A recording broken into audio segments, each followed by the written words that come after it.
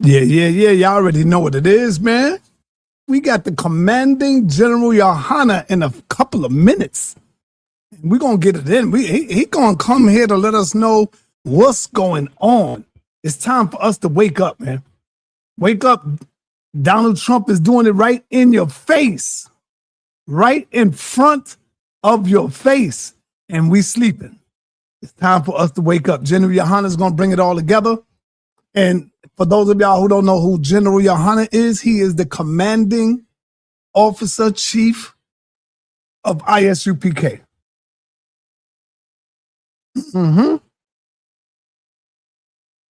Captain Tazariak's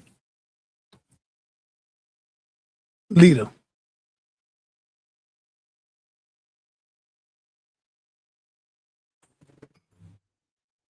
Y'all want to know why Captain's so nice? It's because of commanding General Yahanna. Y'all already know what it is, man. Y'all already know what it is. Yeah, it's about to be hot up in here, man. Make no mistake about it. We go to war for them. We go to war for them. I got a song for everybody, every group that come up in here. We ready. Peace and black power from Amsterdam. Yeah, peace and black power to you, brother. Shalom? Shalom? Is that shalom? I thought it was supposed to be shalom. But my brother says shalom, peace and black power. We can accept that. I understand what you're trying to say, brother. I understand.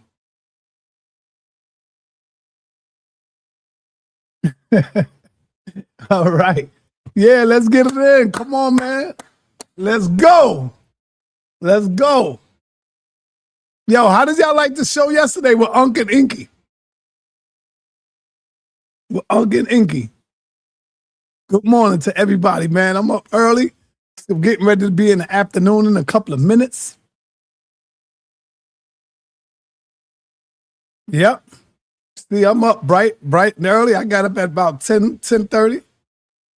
Yeah. Hey, I want y'all to look forward to this. I don't know if this is going to go down tonight, evening, or maybe tomorrow. I'm pushing for tonight. I got to see what Miss Nepal Shada want to do. If she want to go tonight, we go tonight. This is going to be great. Of course, it's a discussion, but you know discussions are nothing but debates. People like to use sometimes, I'll just have a discussion with them. But we all know it turns into what? A contention, going back and forth, a debate. So this should be great. King J, I would say, is out of his element. He don't know what terrain he's on. Shout out to my brother Loaded Lux. So this should be great right here. And Nepal will school him like the mama she is. She will school his brother. And this right here was great yesterday. I got Dr. Inky. I made a mistake and put an F there. So, you know, it's corrected. I'm going to correct it. I made a mistake and put an F. Because, you know, sometimes when you type in, they do all of that on their own. You be like, man, I didn't know they did that. Put the F there. But anyway, I think I might have Dr. Inky too later on today on his own because he want to be able to get his presentation out. He feels that it was like 5 against 1 because everybody was coming in asking him the questions. You know, they was asking him the questions and not Unc. Oh, you watched it twice? What do you think, man? What do you think, Melanin? Inky destroyed 3 squads at one time? Okay. Yeah. All right. That's what's up. Peace, sa.neter in the house of consciousness. Peace to you, brother. We just waiting on the general. 12 o'clock, when that bell strike, he should be in the building. He should be in the building. Inky always complaining. They all complain, brother. They all cry babies. That's why I say no boo-boos. No boo-boos allowed, man. They always crying. Boo-boos talking about the crying as well.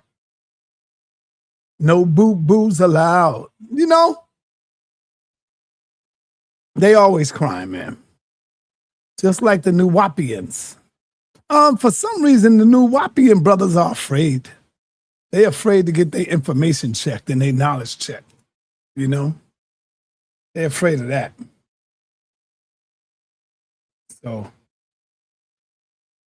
this should be a great show.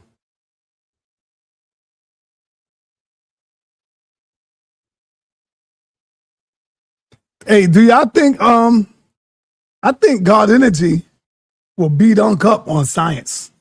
What do y'all think about that? I don't think Unc is ready. Hey, Cedric, shout out to my man Ced. Hey, Cedric, I don't think your boy Unc, my brother, your brother, Unc is ready for God Energy when it comes to science, man. And of course, you're going to disagree with it. I get it. I get it. Unc spanked Inky. For sa.neter, you got to put Unc on the hot seat better. Okay. Yeah, I got you, brother. I got you, Chad. Yeah. Yeah, no doubt. Unc spanked Inky?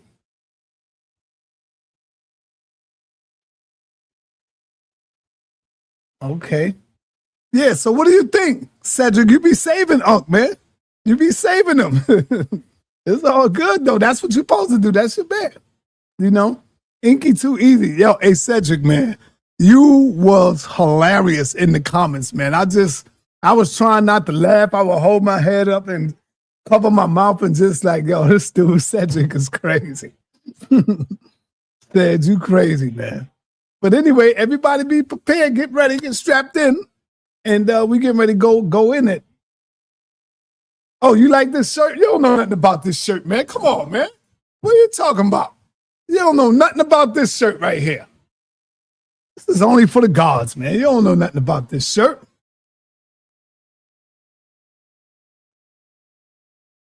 Yeah.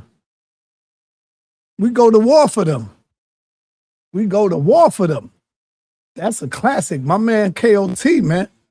KOT don't be playing.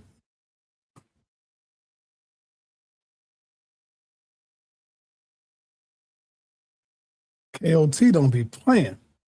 Cedric, you need to fall back on this one right here because I got the commanding General Yahanna. He about to bring us some real powerful, good information, brother.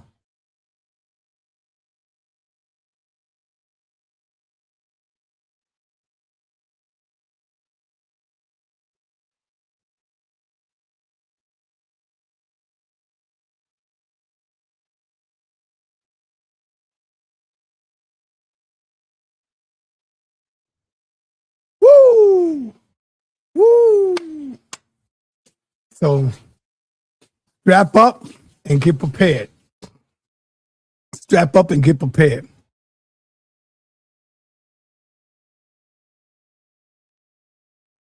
Right? Anybody got any questions before the general come in? Anybody? Anybody got any questions before the commanding chief come in here, man? Commanding general and chief come up in here.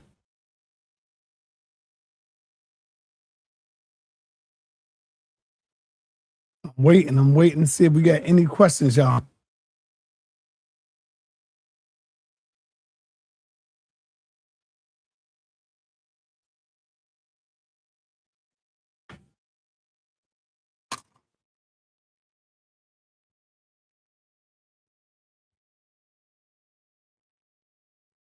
You crazy, Cedric.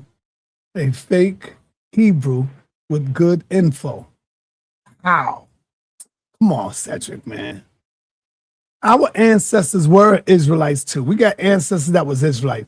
And I'm gonna tell you something, Cedric. You were wrong. The whole pseudo killers was wrong. I am of the Shinnecock Nation, brother. When you say that we're not Indians, you're wrong on that. And now I can no longer just sit back and allow y'all to disrespect our nation, brother. To disrespect our nation. Just because you don't have no knowledge of that, understand we've been mixing. We've been mixing, brother.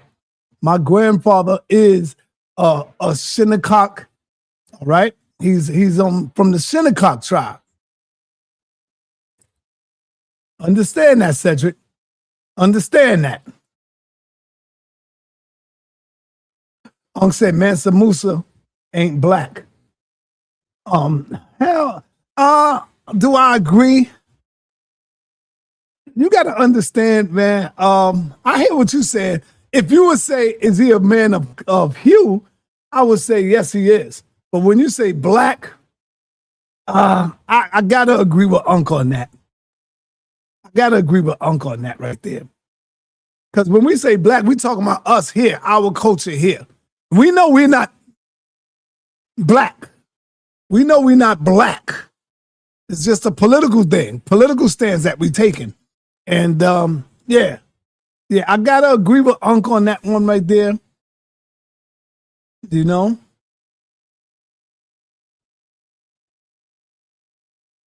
All right, he said Mansa Musa is a title. Yes, it is, just like sa.neter is a title. Yep. The title. Is sa.neter real? Yes, sa.neter real. Is he literal? Yes, sa.neter's a literal person. You know what I'm saying? Let me see if my brother Reggie, because Reggie and General Yahanna, they went to school together. My brother Reggie and General Yahanna, they went to school together. I know Reggie would like to see this one. Let me see if my brother Dr. Reggie's up.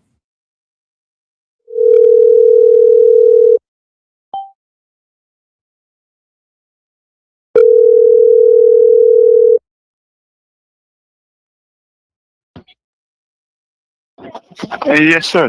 Hey, Dr. Reggie, I want you to know before you say anything else, you are live, you are on the air, and I got your I got your brother coming up right now in a few minutes. He should be here in a couple of minutes. General Yahanna, the brother you went to school with.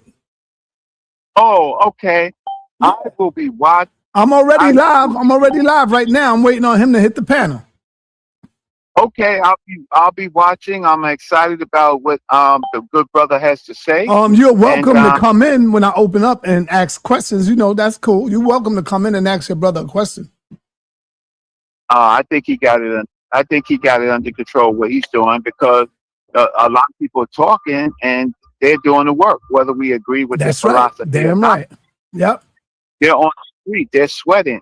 So a lot of us is just armchair, and we're not even revolutionaries. We anti-black,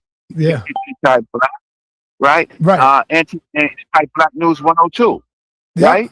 Yep. So what they need to do is support the show and support the people that come on and teach. Yo, why you ain't come in last night, Reggie? You should have came in the show last night. That's one of your topics. I know, you was in the chat. Oh, Unc had it all under control. Once he said sound, God is music, it was a wrap. Yeah. Once he said God is music, Inky. Yeah, Inky. Right? And how you gonna hear sound in space? And sound is a human thing. Rocks hear sounds, right? Right. It's only a human. So he's a creationist. Respect to him, but he acts like human perceptions is the most important thing in his whole universe. Right. So Uncle Sharp last night. I mean, Inky had some wave and stuff, but Unc, man, you got to give brother Unc some credit, man. He was sharp, and he was trying to drop bombs, and Inky was like, "Where's my bombs?" It was crazy. Shout out to my man, Amin Rod McCarthy. Thank you for the $20 donation, as always. Peace, and he says, peace to Sa and brother Reggie. And peace to you, Amin Rod McCarthy, man, and for all your support and help, whether you agree or disagree. Right. Right. Hey, that's one thing I can say about him. He see me get up here and beat up the Bible, but Amin Rod don't get fazed by that. You know, he don't get fazed by that. He stay grounded and he stays strong. And Amin Rod, I don't know if you want to do something tomorrow morning to wake the people up while you're in church. I could stream it. Let me know. I'll stream it and let the people get it in. You know, just let me know if you want me to stream it. Right. So this is going to be a good show. I mean, we've had other people that people listen to, like Mr. Louis Farrakhan and the Million Man March and others. But we have to track our progress. Right. And so we have to support, even if we disagree, we have to support something that feeds and shelters our people. Whether you agree. Yeah. Well, you know, Reggie, you got people going both ways. Some people are saying Inky crushed Unc, especially on the sound wave thing. So they said Inky crushed Unc last night. Oh. Yeah. Okay. That's what they're writing in the chat right now. Okay, well, watch this. The best is when a person is a teacher and they have students and peers, right? Right. They can articulate what the teacher says. So we have a lot of people, a lot of teachers teaching stuff, but we don't see the students and peers articulating it. Did you understand what I'm saying? Yep. They need the leader. Without the leader, they can't do it by themselves. Yeah. Right? Hey, Reggie, so, I gotta go. I gotta call to Zodiac. I want to see what's going on with the general. Yeah, no problem. Because we 4 minutes over 12, so I want to check. Yeah, do that. All right, It's something important. Show. And be in the building, man. You could come in too. All right. Yeah, I'm working in a fair, but all right. I'll try. Go ahead, brother. Let me see what's going on. I just spoke to the captain. He said he'll be here. And 10 minutes to 11. I'm at 12.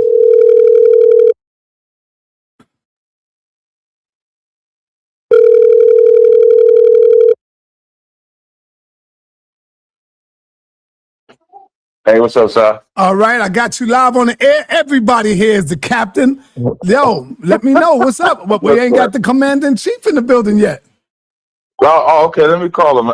I told you he was getting he was driving their Mirage getting set up, so they should be done. Let me call him. I'm gonna call you right back. All right, got you. All right, peace. Peace. All right, y'all. So as you see, he's driving their Mirage. That's somewhere in Philadelphia. You know, that's where he's at. And we're going to get it in. Meantime and in between time, we're going to start this thing off right. Let me, by the time the music is over, hopefully he will be in the building. We go to war for them by my brother, KOT. Let's get it.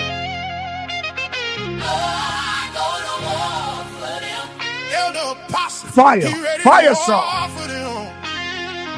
Digging up a posse. sa.neter, hold it down. KOT, we here. Yeah, yeah.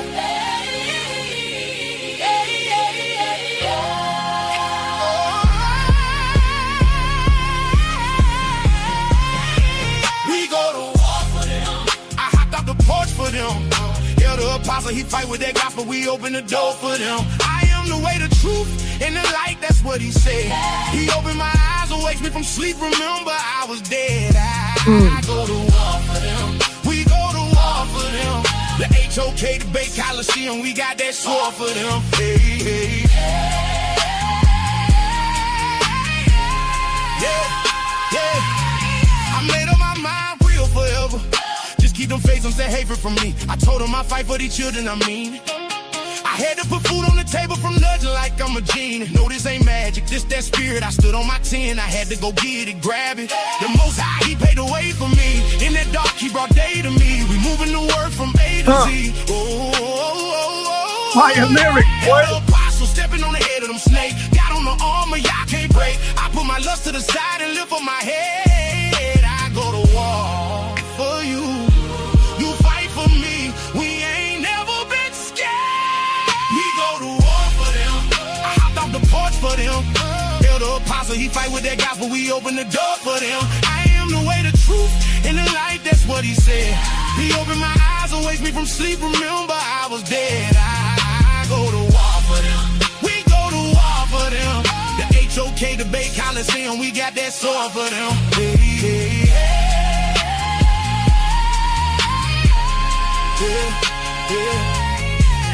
They've been oppressed, got me stressed. Let's take it slow, so don't be a mess. On my knees praying, I wanna be blessed. I heard them stories of peace and love, I wanna feel that. They tryna kill that, I speak to the spirit and pull your wig back. Pull that mask off your face, playing real, they can't conceal that. They thought I was gone, I never left. I'm just bringing real back. I be the truth, bet they gon' feel that. I came from the core for them. Stay strapped with that spirit.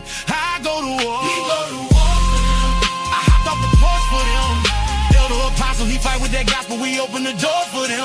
I am the way, the truth, and the light, that's what he said. He opened my eyes and wakes me from sleep. Remember, I was dead. I go to war for them. We go to war for them. The I.S.U.P.K, the Bay Coliseum, we got that sword for them.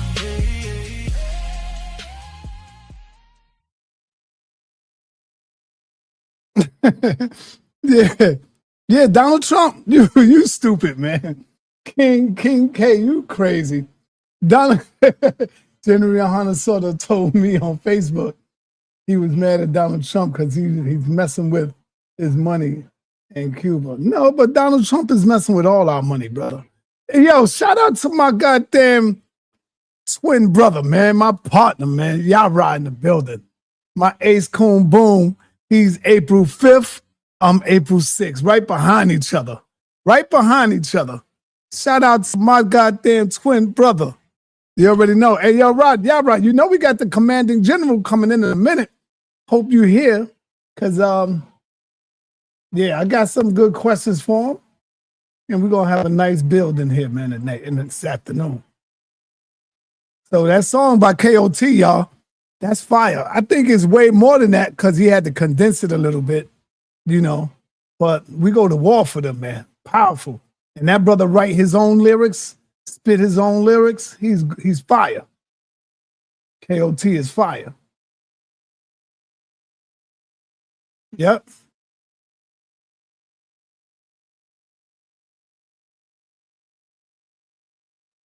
Oh boy, I'm waiting on the general to come on in here, man. Anybody got any questions? Any questions? April 20th. Okay. I know a lot of areas, man. A lot of them.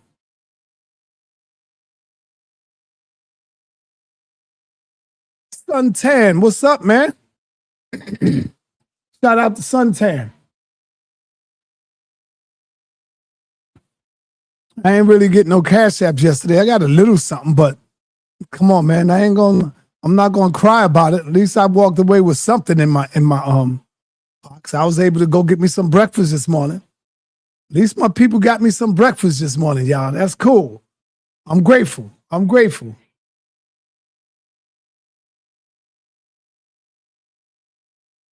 When you gonna do DJ Vlad or Adam 22 interview, sa.neter?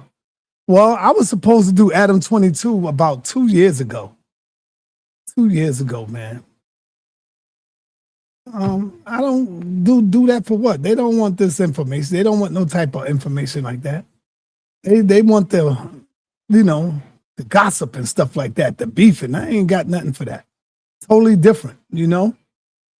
Totally different. Now, if some other channels that deal with the information and knowledge and stuff like that, that's different.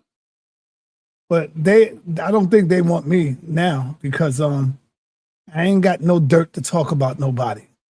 I'm not into the rappers that I don't give a damn. You know what I'm saying?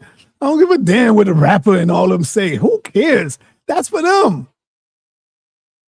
You know what I'm saying? I leave that to Hassan and them. That's they feel. They care about that. I don't give a damn about no damn rappers and what happened and what's going on with. I don't care, man. You know, that's why I don't study it. If I studied it and focused on them, then I would have something to say, but I don't spend my time watching them and listening to that. You understand? Ain't no hate. I'm not interested in that. That's all. Yeah, that song is AI. Yeah, I know that. I know that.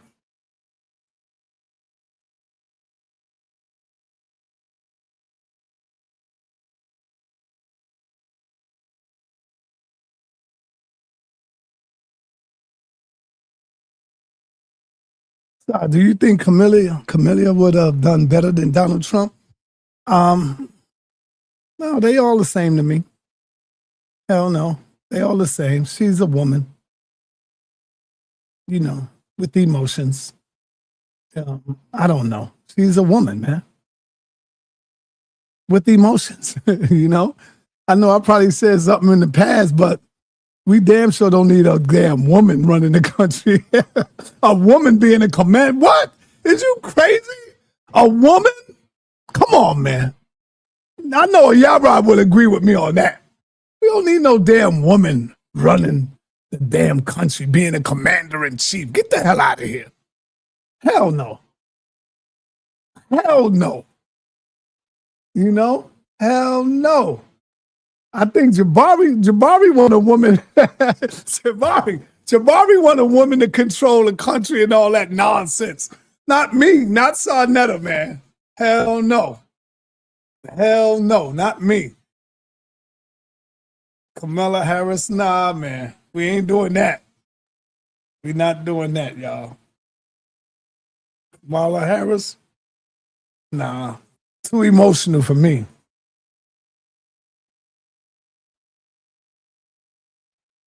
Yeah, General Yahanna, he said he's second only to Christ. Yeah, I mean, so what? Why he can't be, brother? It's not the effery, it's not that. Why he can't be the second commanding officer, second to Christ? Why he can't be? He could be that. Christ was a man, right? He was a so-called man. I might have to start this live all over again. Oh, hold up. Nah, no, I don't. We got the commanding General Yahanna in the building. Peace and blessings, my brother. How you doing, man? I can't hear you. I can't. Your mic not on, and you're not muted. No, I can't hear you, brother. You might have to go out and come back in. Go out, come back in. All right. I was about to start this joint all over, man. Yeah. Yeah. Yeah.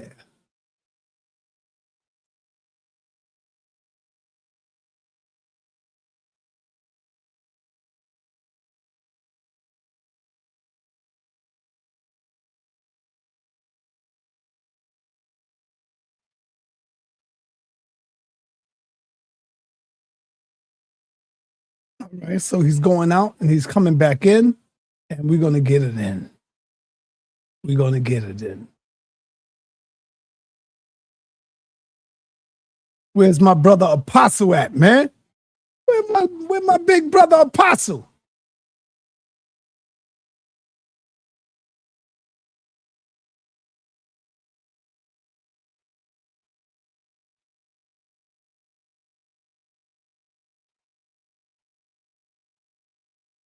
Yeah, no doubt. You already know. Shout out to the nation of gods and earths, man. I put this on to represent them today. I should have put on my I.S.U.P.K shirt. Damn. Why I didn't think of that? Because I got the general in the building. Damn, man. I should have put on my I.S.U.P.K shirt. All right, Apostle, I'm going to hold you in the back for a minute.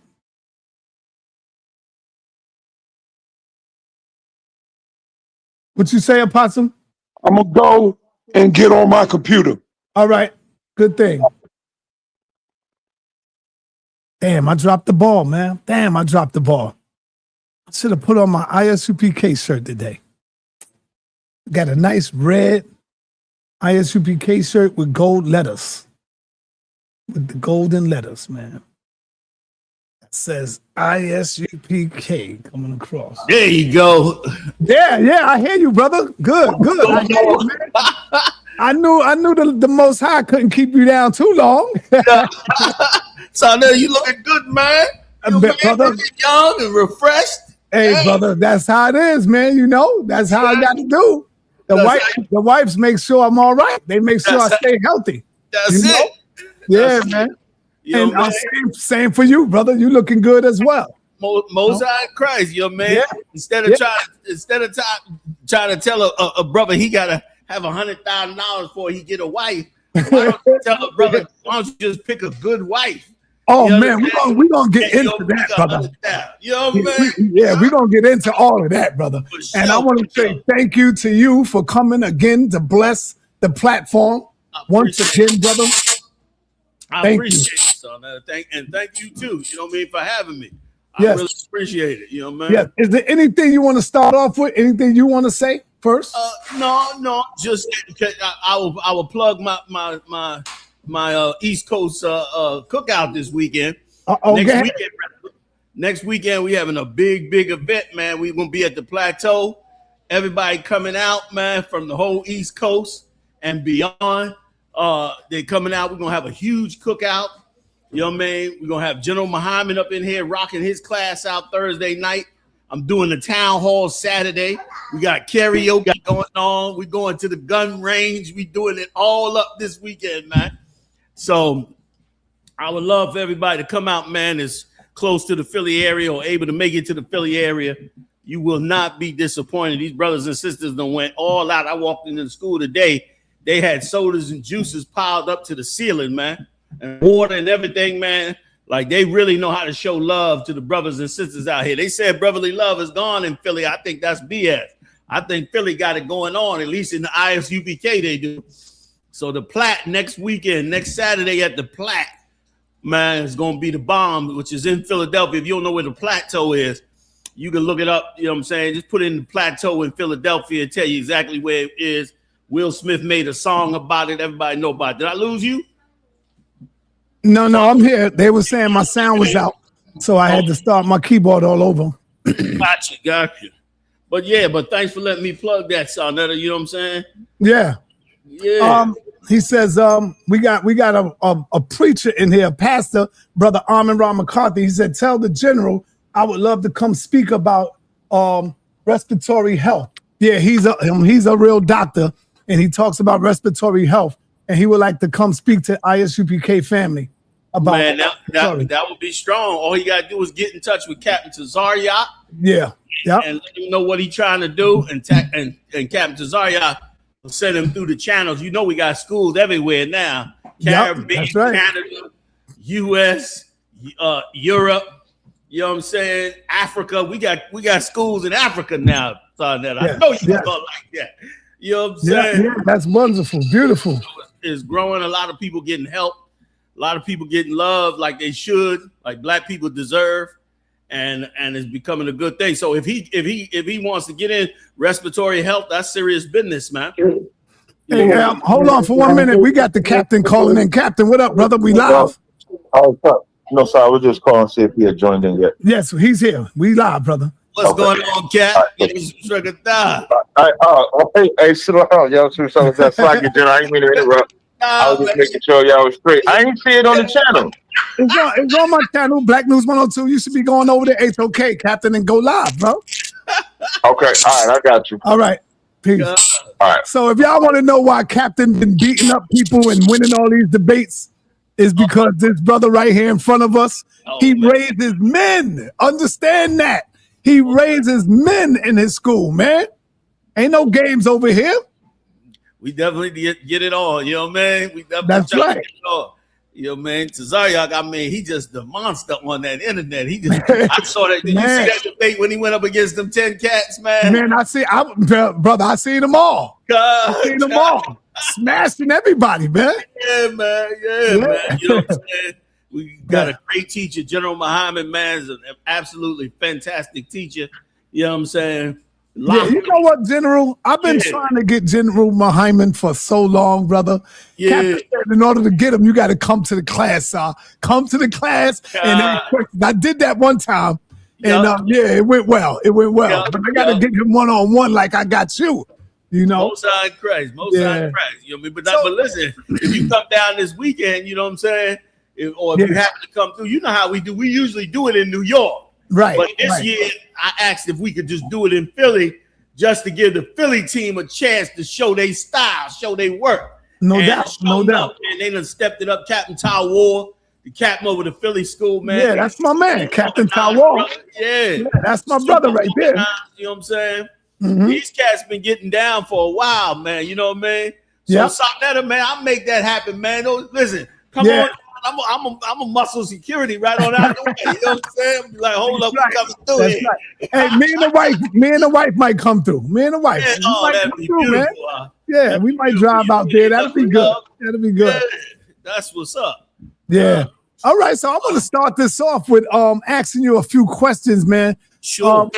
What is your initial reaction to Lindsay classy case. And do you believe mental illness should affect how social judges and parents accused of killing their children? Because they give her a lot of slack. You see what I'm saying? Yeah, what is your initial reaction to that? I mean, they gave her a full-fledged protest on her side. They dressed up in pink. Even the news reporter came down in pink to show solidarity with her for killing those 3 children. Now, here's what I'm gonna say about it. Yo, man, I'm on her side. Go ahead. I'm on her side, sa.neter. Listen, all Israel looking at me now like, what? I already know what you're gonna say. I already say something. I'm on her side, and this is why I'm on her side. Ain't no black person in America need to open their mouth over the fact that she killed them 3 babies. Let that white woman kill her babies if you killed 300. You black women killed 350,000 babies last year in the abortion clinic. Ain't nobody mad over that. You went and voted for Kamala Harris, who was full out, had an abortion clinic truck, had a portable abortion clinic truck at her damn campaign, man. You understand? Oprah Winfrey said for women to celebrate their abortion. And you gonna tell me she wrong? She ain't wrong. She right. She right. This is America. White people run this. Let that white woman, she want to kill her babies, let her kill them babies. They should send her home. How dare they gonna be mad at her for killing them babies, and we killing babies every day in the hood. And they killing our babies every day. Say again? And they killing our babies every day in the hood. They killing our babies every day. In St. Louis, they opened up a super abortion clinic. You know how many babies they kill every year, man? Now in that clinic, just this is one clinic on there. In St. Louis, they kill 11,000 babies a year, man. That's almost 1,000 babies a month in the abortion clinic every year. And you gonna tell me about Lindsay Clancy or whatever her damn name is? Buy that bitch a pink blanket and send her the hell home back to her house. And she was so evil that she turned around and told her husband, say goodbye to your babies because they won't be here when you get back. And she went and killed her. Where she learned that from? She learned that from the great American Democratic Party and the great American law about killing your baby, and that you got a right. You got a right to reproductive health. You got a right to, to kill. A woman got to have a choice. A man don't have a choice in the thing. Oh, well, the bitch killed her 3 babies. Now what? Now what? This is what you've been advocating for. This is what everybody been beefing for. Mariah, check my camera. Everybody been beefing for. So why they mad now, sa.neter? I don't get it. In this country, we are taught to have no care for these babies. Our kids being abducted off of the streets, being put on all kind of HDHD drugs.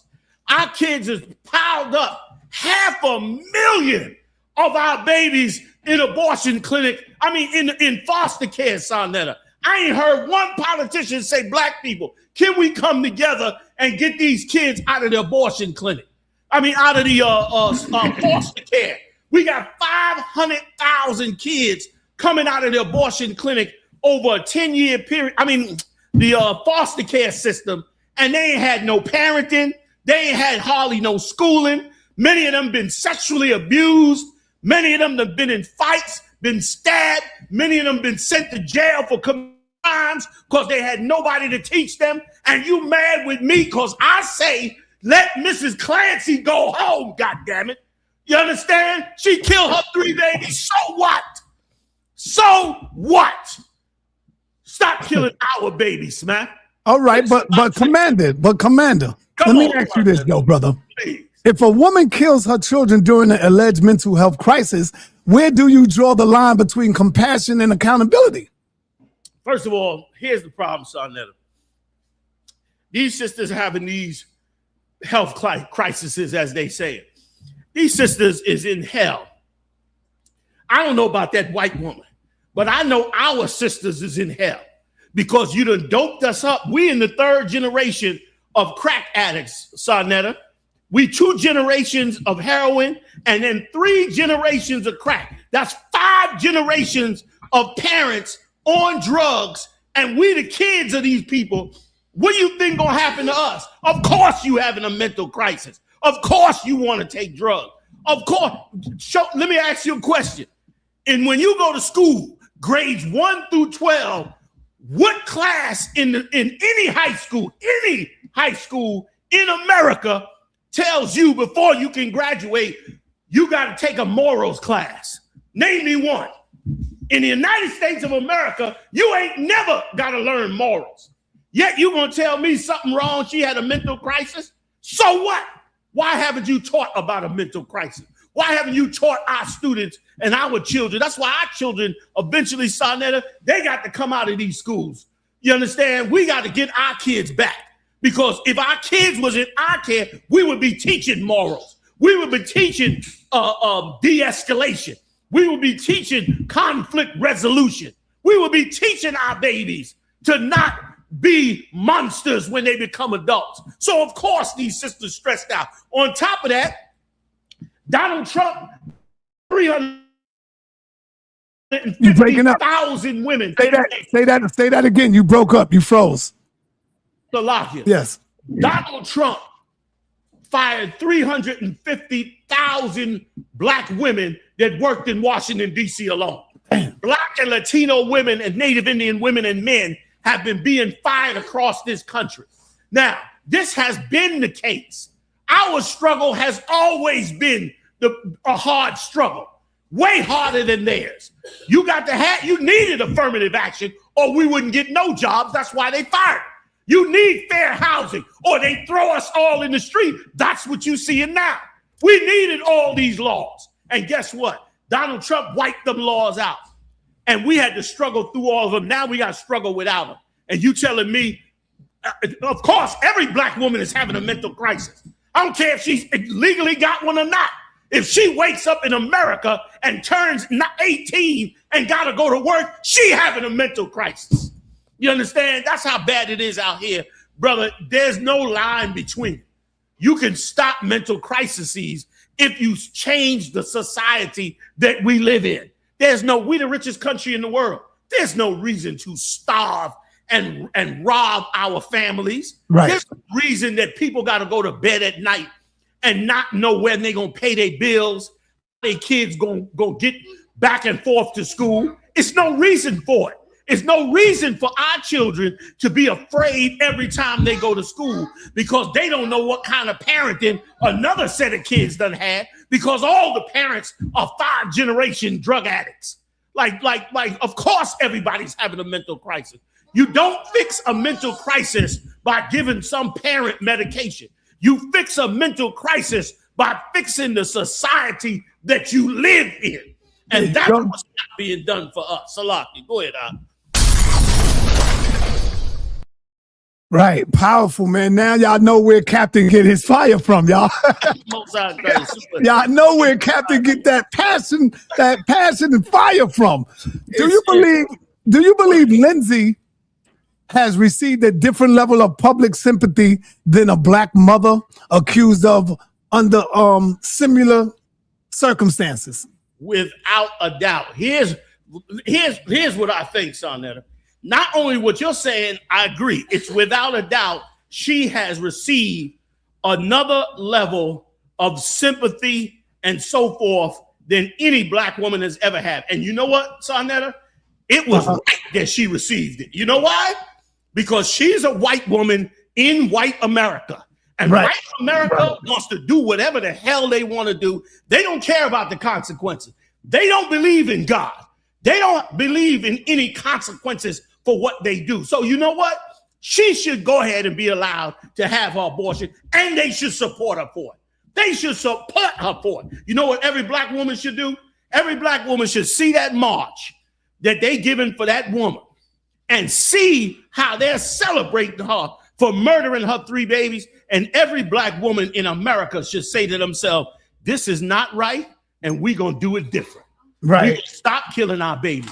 We're going to stop screaming and yelling at our children because we aggravated. We're going to learn how to reach out. Do you know that the statistics, sa.neter, in the United States say that this is psychologists now. You want to talk about a crisis? They say that every woman that has a child at the point of having a child and bringing it home needs their mother to be a caregiver because of the stress and the pressure and postpartum depression. What you think grandmothers is for? Your your mother is supposed to come, not have to work, and come just sit up in that house with you for 2 months and take care of you and put your feet up and run a bath if you need and heat up them bottles and talk to you when you down and talk about what's going on with you and the ups and downs with you and your husband. That's what a grandmother's supposed to do. But we got our grandmothers out there on the track running some raggedy job, killing herself, and that girl got to stay home. You understand? And she got to get through postpartum depression. She got to raise the kid. What if she got 2 or 3 other kids in the house? They got to be fed. They got to be bathed. They got to be dressed. They got to be sent to school while she's stitched up, while you just cut something out of her stomach the size of a goddamn basketball. And now she's stitched up and you expect her to hop up now, you understand, and not have no mental crisis. Well, help the woman out so she don't have no mental crisis. But that don't come on. And let me add something else too.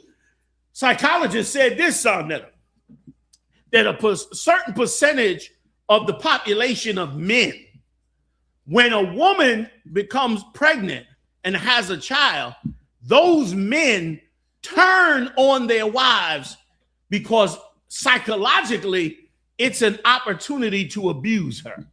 That's in the stats, okay? Now, I don't know where this comes from, but I know it comes from being in this oppression. You come home with your baby, you just had your baby. This is the opportunity in your husband's mind to bug the hell out and attack you. It's in the stat. You can look it up. You understand? Like, what kind of madness is that? All of it is part of a health crisis. So yeah, if the white woman's solution to having a health crisis, the white man in all his knowledge, he done studied the science, he making robots, he going into outer space, he checking out every little animal in the sea. If he come to the conclusion that after all of that, that the best mental health for his woman in a crisis with her children is for her to be allowed to kill her babies, well, tally ho, if that's what he want to do. But us, we better stay the hell away from their way of life. There you go. Hey, my brother Suntan that's in the chat, I need you to put brothers on a 30-minute timeout. Anybody that come up disrespectful in the chat. In the chat, put them on a 30-minute timeout, brother. Anybody disrespect the general up in here, man. I appreciate that, son. Put them on a 30-minute or maybe a 24-hour timeout if they get crazy. We'll see them tomorrow. All right. and so let me ask you, brother, biblically, should mental illness mitigate responsibility for killing innocent people? No. If you kill innocent people, if you've done it and there's provable fact that you had mental illness, then you will the judges will either find you guilty and put you to death, or you will be found innocent, but you would have to flee to one of the flea cities and get out of the city you were at. And if the family of that person that you harmed comes after you and kills you, they will not be charged with a crime. That's what it says biblically. If you kill somebody by accident, whether it be by whatever accident it might be, you may be found innocent based on that accident, based on that mental illness. But once you remove yourself, that family still has the right. The family itself still has the right to put you to death. You don't get away with that in this world.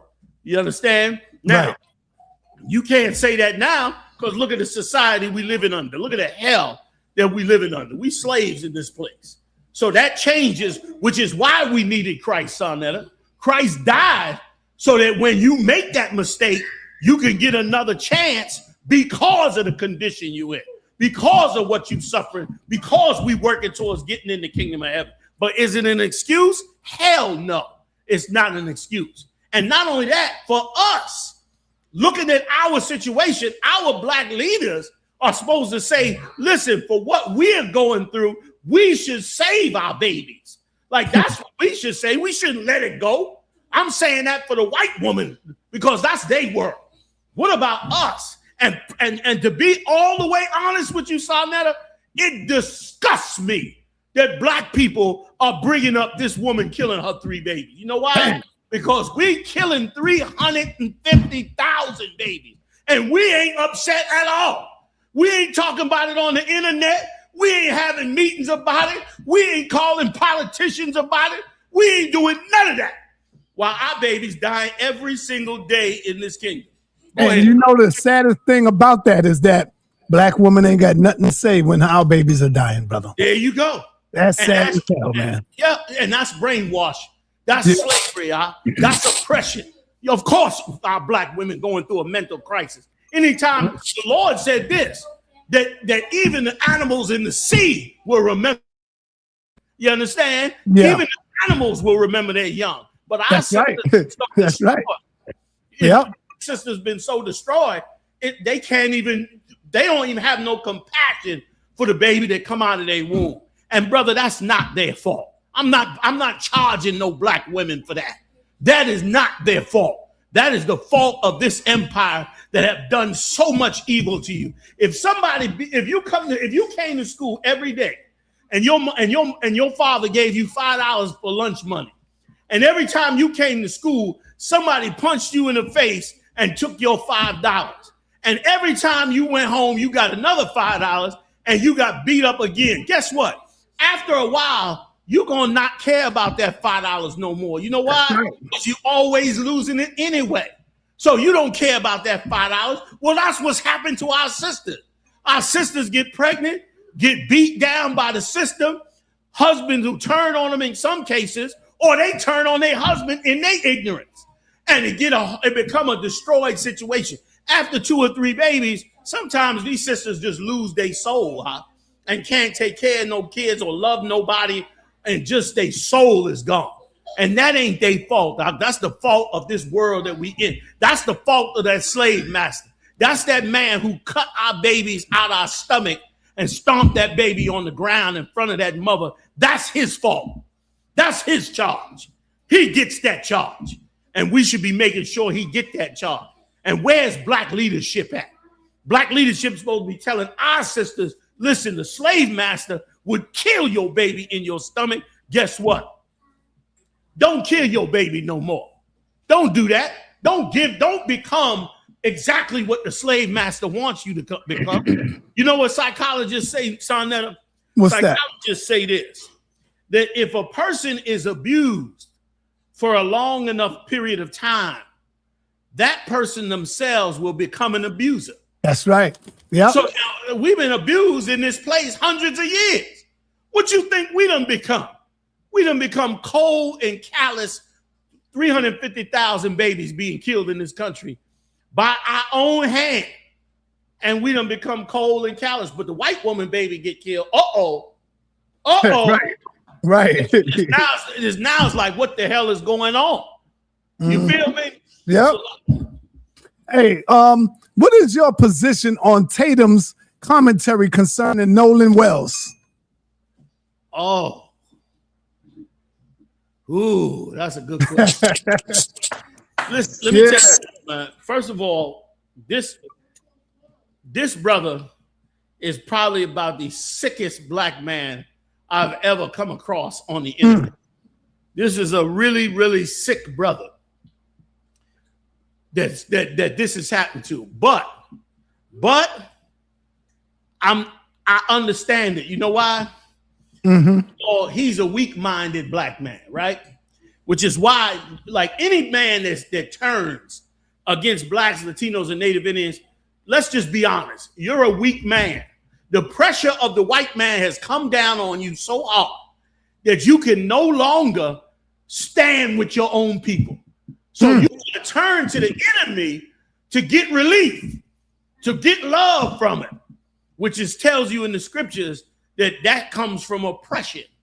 That oppression, you understand, will make you mad. You will become a madman if you don't stand up with the wisdom of the Lord. So this is a very weak-minded brother.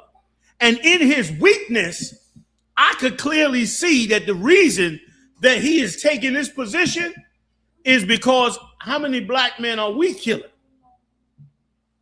We mad that these white boys got killed and the brother went to jail. And the brother should not have gone to jail. It's clear that he's an innocent black man. It ain't even a question about it. But why? Don't think that brother is the only brother. There are a lot of black people across this country who are in such fear of the white man, who are so oppressed by the white man, whose spirit been so broken by the white man, they just want to see the black boy go to jail and let this thing wrap up.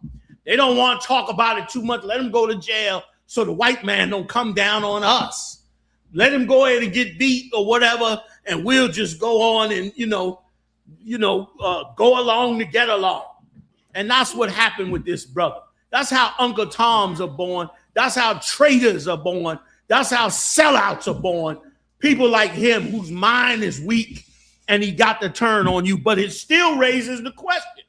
Once again, if black people don't want to see black leaders turn on us, then guess what? We should turn on the brothers that's killing each other. We should turn on the brothers that's selling dope to each other. Why we turned on them? Go ahead. Turned on them, but yet we mad at him because he don't stand with Nolan. We mad he don't stand with Nolan. Why you ain't stand with the kid that just got shot in your grocery store? Why you ain't standing with him? Why you ain't standing with the kid that just got attacked on the bus? Why you ain't standing with the young sister that just got stabbed? Why you ain't going into how all these beautiful black people are being hung on trees? Where's the outrage for that? Where's the organization? Where's the leadership? Call me up. I will organize some shit for you on that bullshit. You understand? If you pass that torch to me for 1 second, I'm going to raise absolute hell over this shit that they doing. But don't get mad at the brother for just because he's weak. He's a weak, broken brother. Sa.neter, we know we tough as black people, but we still got some punks among us. Yes, sir. Don't be mad because a couple niggas are still bitch ass niggas. Like that come with the territory. Even Christ had a traitor among him. Yep. So you know what I'm saying? A bitch ass nigga gonna be in the mix anyway. You ain't got no choice. Right. That's all I'm saying. You know what I mean? Yeah. When a prominent black conservative commentator,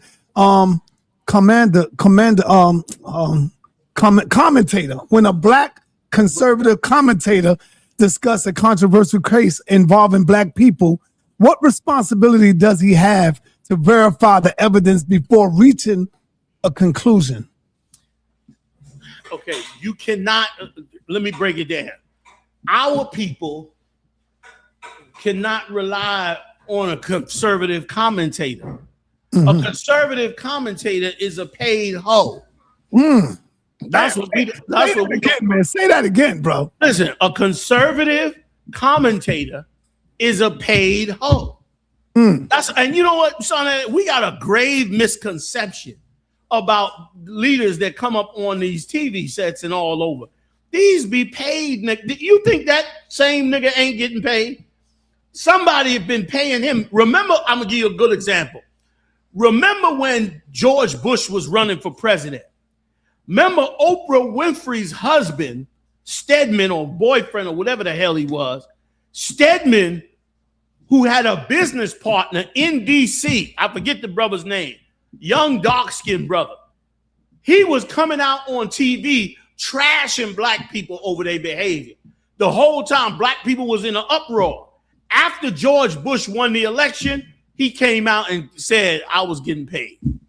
They was paying me to run that. And that's all this is. Somebody is paying this cop to hold himself, and he's glad to do it. So when black commentators this is what our history been. And sa.neter, even if you believe in Egyptology, you're going to tell me I'm correct on this. And hear me out. In every ancient culture, tell me if I'm wrong, the priests were the advisors of the people. Right or wrong? Right. The priests had their own set of records. And in them records, sorry about that, they had their own set of records. And that go for the Israelites as well.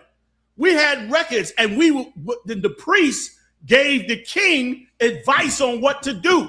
The prophets, if the king was going off, the prophets would step in the room like, yo, you better stop doing that, or the Lord gonna run you the hell up out of here. And he, even though he was king, he had to shut down and listen to them priests. And every time we ever got in a jam, it was the priests that taught us and showed us how to get the hell out of it. And brother, that's what we're not doing anymore. We're not raising up black leaders that serve the Lord. You can't tell me a Christian preacher, because the Democratic Party has completely infiltrated the Christian church. The Christian church ain't nothing more now than an arm of the Democratic Party. So they're not even standing for God no more.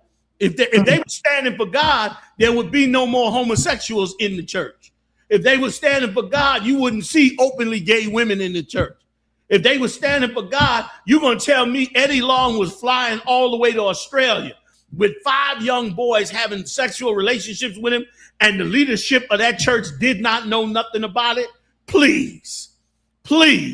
So the pedophiles, the rapists, the thieves, the drug dealers, the gangsters all went into the church as being Democrats and joined the Democratic Party and came together, and now they got a political party and a fake religious party, and they bring them together to bring havoc on the black community. Kamala Harris, how you gonna be in the black community?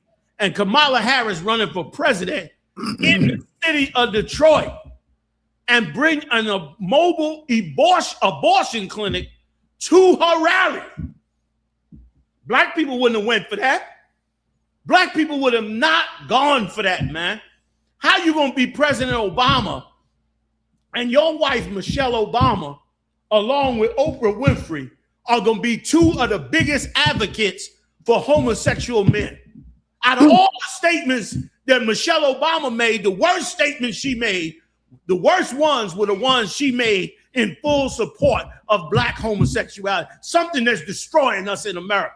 Something that's dividing us on a whole nother level. We ain't building no families. We ain't having children like we should. Like, having children is supposed to be a blessing.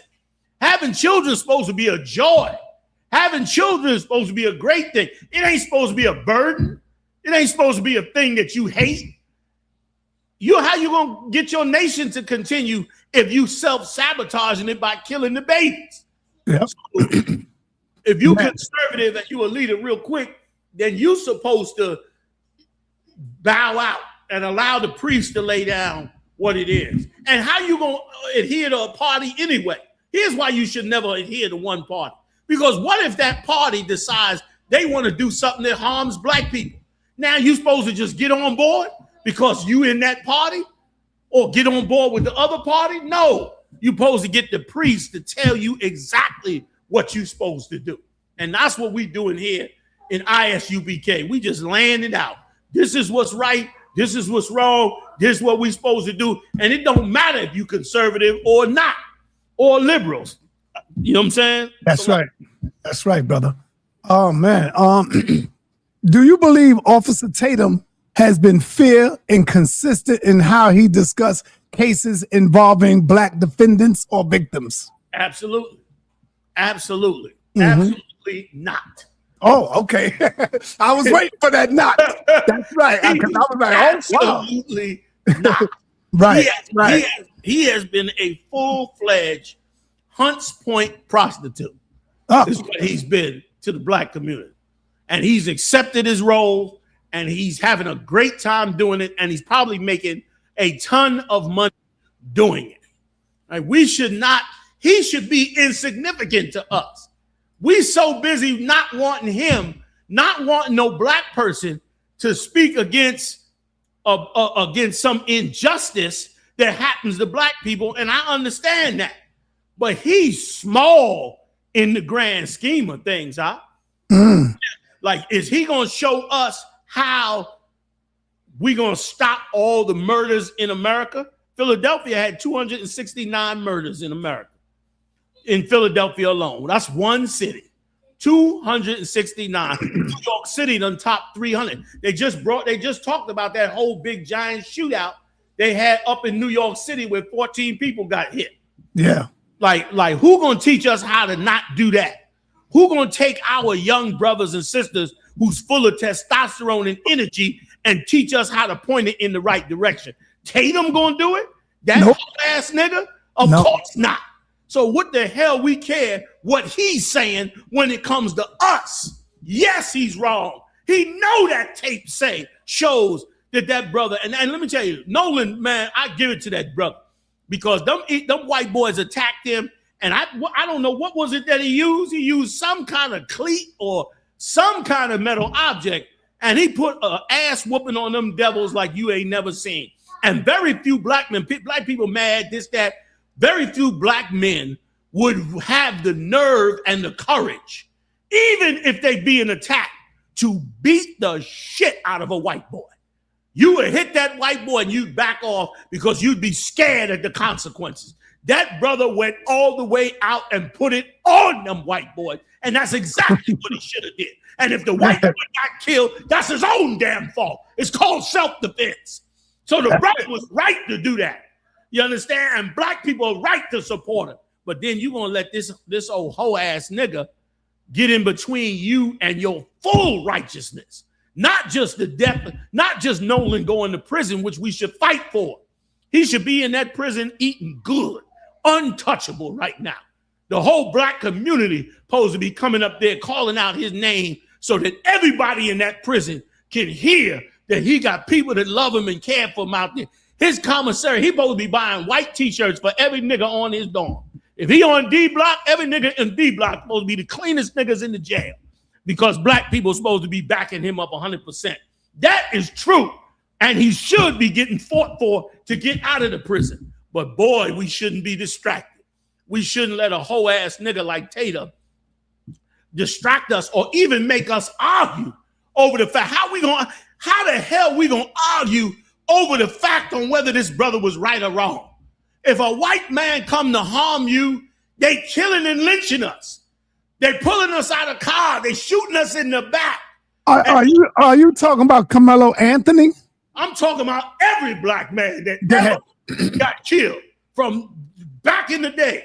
You understand? From the 60s, from the days of slavery. Knowing all this history they did to us, what the hell we arguing about whether or not he was justified or not? You goddamn right he was justified. But we let this whole ass nigga who they been paying come in between us and turn this into an argument. You understand? Because I'm gonna tell you why. Because some black people hate black people, man. A lot of black people hate black people. You right.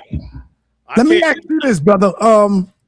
Yada and his wife break up after 8 years alleged domestic violence. Yada, who became famous by pandering to black women saying men should make $100,000 before they even get a woman, has been accused of his wife for 8 years of domestic abuse and left him. What is your take on that whole situation? I mean, every black person, let me just say this. Every black person should have at least 4 or 5 psychological classes during their time in high school. Because if you was really watching them videos on that brother, you would have saw that he had major psychological problems. And it was obvious that what he was saying was not the truth. And here's why it was so evil. It was so evil because manipulators do things like that to us all the time. We actually had thousands and thousands of sisters blowing this cat's channel up saying he right. You brothers got to get out there and get a job and all that. You know what he was doing and he didn't even realize? He was recruiting for the drug dealers. If you tell a black man that ain't got nothing, now I ain't got nothing. I'm living with my mother. I'm whatever the case is in the basement. Now I ain't got nothing. Now you on the internet telling me you shouldn't even get a woman unless you making 100,000. What you think do that do to a young black man? It make him like, yo, I gotta go get me some money. Now, what's the fastest way for a black man to get some money? To do crime, to sell drugs. It's temporary, but it's still, you're gonna be under pressure. Like that slimy brother was putting pressure on brothers to destroy themselves by going out there trying to get money from the white man. Instead of teaching our brothers trades, teaching our brothers how to set up small businesses, we ran all the small businesses. What happened to that? We had the barber shops. We had the hardware stores. We had the bakeries. You understand? Our Latino brothers had all the bodegas. We had all that.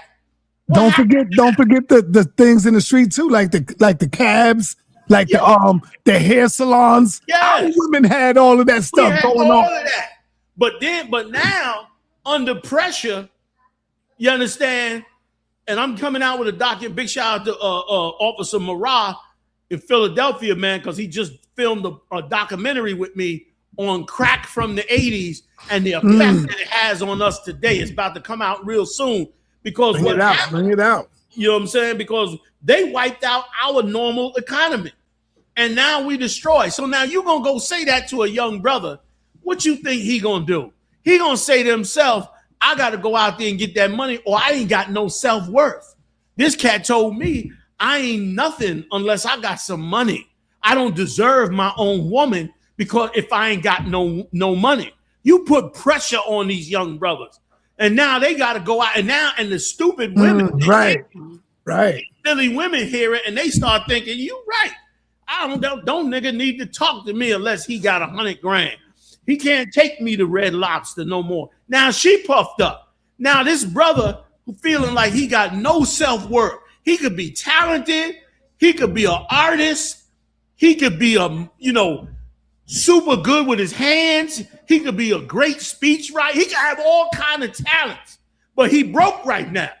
And so now you done put that pressure on him. And now guess what? He got to go out there and do something evil because he ain't got no self-worth. Damn you. Damn that nigga Yada for putting that kind of spirit on our brothers, man. Damn you for that. And turned around, you was a fucking phony, man.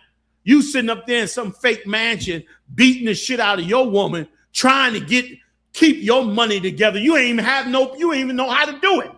Your method of keeping your woman and making your money was beating the shit out of her, taking her money and fronting like you had the money. You were a phony. This nigga was a fake. and played everybody with that bullshit. And then and remember now, he don't care about all the brothers who's destroyed and struggling and feel that they right. You come out of foster care. You ain't got no parents. You already feel low self-esteem. You grew up in a house where your parents was on drugs. Now you grew up with your grandparents. Your grandfather beat your ass every day. You turn 18, you ain't got no goddamn self-esteem. You a young girl, you ain't got no mother to turn to. You living with your auntie. She don't even like you. She mad you there. You an extra mouth to feed. That's what you grow up with. Now you turn 18, you ain't got no love. And this rotten ass nigga gonna tell you you ain't shit unless you go get $100,000. You already broke it. This nigga gonna break you even more. And then now that you go out there and do some crime, why the hell you think the jailhouse full? Why you think so many people on jail is on drugs? Because rotten ass niggas like that.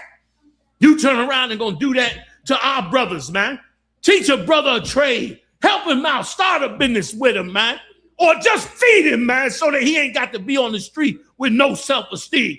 Teach him the scriptures. Show him how great his people were. Show him the empires that he ruled before. Put something inside him. Oh, rotten ass nigga, you gonna get up on the TV set, sitting behind some fake mansion, Yeah, me and my woman, you know, I got 100,000, you know, I'm a millionaire, I'm this, I'm that. Fuck you, nigga. You ain't shit because you ain't helped nobody with shit. So what is you talking about? I know I'm a little animated, son. It's all right, man. It's all right. It's all right. Go in. Go in. They gonna criticize me in Israel. Israel gonna call me up like, General Yahanna, you're not supposed to be talking like that. But I got to be real with it. Something. I'm a nigga from the Bronx too, son. That's right. This shit get to my ass too. I see these rotten niggas doing shit like this, and I can't stand it sometimes. That nigga was disgusting, man, and a real vain ass, nutty ass nigga. He's sitting in the chair looking all weird and shit. I'm looking like this old weird ass nigga talking bullshit, harming our brothers with a fake game of success. And that's a thing, that's something else we ain't taught in school, sa.neter. When you turn on the internet, it's a world full of wealth. There's millionaires, yachts, boats, islands, all that shit is on the internet. What you think a young brother living in the projects ain't got nothing? His mother telling him, make sure you take the trash out and be home from school at 3 o'clock. You understand? So you can take care of your sister. What do you think is in his mind? He wants some of that. You supposed to show him how to do it legitimately, man. How to do it by helping his brother. How to come together with his brother. All these teams I see out here doing crime. 5 and 6 cats at a clip. I be saying to myself, damn, let me get them. I show them how to build businesses, build schools, build camps. I show them how to have families where they can come together. I show them how to raise their kids in safety, how to build on it. That's what I'll show them. You gonna turn around and tell nigga you ain't shit if you ain't got 100,000. You's a rotten ass nigga is what you are. Damn. And don't care about nobody that's suffering and that's young. And that's why I say, son, that Jesus Christ was the greatest military general you ever met. He was not a slow nigga. He was wise. He understood. He knew how to read the room. He understood the assignment, and he put it down for us to learn from it, to really learn from it, not learn that gay-ass white Jesus bullshit in church, but to really learn about the man who taught us how to get out of the hell that we in, and showed us what not to do because it's going to be self-destructive. It sound good. Oh, they turn on the TV, see him with the jewelry, with his woman next to him. It sound good. The preacher do the same thing. That ain't new. The preacher do that too. Jamal and the rest of them homos, they got sisters up next to them, and they sit up there with they Rolex on and talking all bullshit. When none of them niggas give a damn about you, man. You and I. They don't. But let me ask you. Go ahead. Let me ask you this though: is she at fault for promoting his lies, or is she a victim? She's an absolute victim, huh? Okay. Like, listen, she's a victim on 2 levels. And we talking about Yada, y'all, because they was asking, who is he talking about? He talking about Yada. Yeah, I'm talking about Yada, y'all, for y'all that don't know. And those that are like him, namely your slick ass alligator shoe wearing preacher whom you think is so righteous, who's flying young boys off smiling somewhere. Right. F2. Don't leave him out. Yada bad. Dumb niggas worse. You know what I'm saying? But here's what I'm saying, sa.neter. Here's why she is a victim. Because 1, 9 out of 10, she come from a poor family. She ain't have nothing. She done went to school. She trying to come up out. Now she meet this nigga with a fancy car, talking nice, maybe got a nice big house or something. How you think pimps get so many women to do what they do? Because they know what to put in front of that woman to make her be enticed. They know what she suffered. And it's fucked up, excuse my French, that you're going to use what she suffered against her to make her join you to do more evil. It's evil as hell. So she was already under the gun from the time she came out the womb. From the time she stepped out on the street and saw them shiny rims or saw that car pull up in front of the club, she was already a victim because she already got played by some fool using his wealth and power or the little bit of money he got to seduce her and to play her out. Why you think so many young boys is molested in the church? They coming out of poverty. And then they coming out of poverty, they seeing some closet homosexual with a diamond ring on and a Rolex watch and a banging ass suit and a nice car. And guess what? As he get out the car, all the ladies is saying, hey, hey, Reverend, hey, preacher, hey, them young boys ain't stupid. They watching him. And then what he do? He get them, I'm going to be your youth minister. I'm going to be this and I'm going to be that. And the minute he get them out of pocket somewhere, he already molested them. That's what they were saying also about Bambaataa and them. You understand? They was bringing him up. Plenty of celebrities do that. Plenty of people with wealth do that. One thing that black people are not being taught, sa.neter, is that if you are poor, you are vulnerable. Like, you're supposed to know that. You're supposed to be being taught that every year in school. If you're poor, you're vulnerable. People will use you if they can. People will take what you have if they can. People will do things to you if they can. But she wasn't taught that, sa.neter. She ain't taught that. Ain't taught out here. Like I said, ain't no morals class in high school. Ain't nobody teaching that. Okay? College either for that. And unless you taking, psych class or behavioral science or something like that. But them first 12 years, you ain't learning none of them things, man. And so she already was vulnerable. And that would have been a third of all black women would have been vulnerable to this fool. Now, on the second side, here's why else she's vulnerable. Now, he done seduced her or convinced her. And now she done had a taste of his life. She had a taste of this money. And she's feeling like she's getting her money because she's allowing him to get his money. And some women, Tina Turner did it for years. For the sake of being successful, for the sake of making this money, I'm going to just go on and let him beat my ass.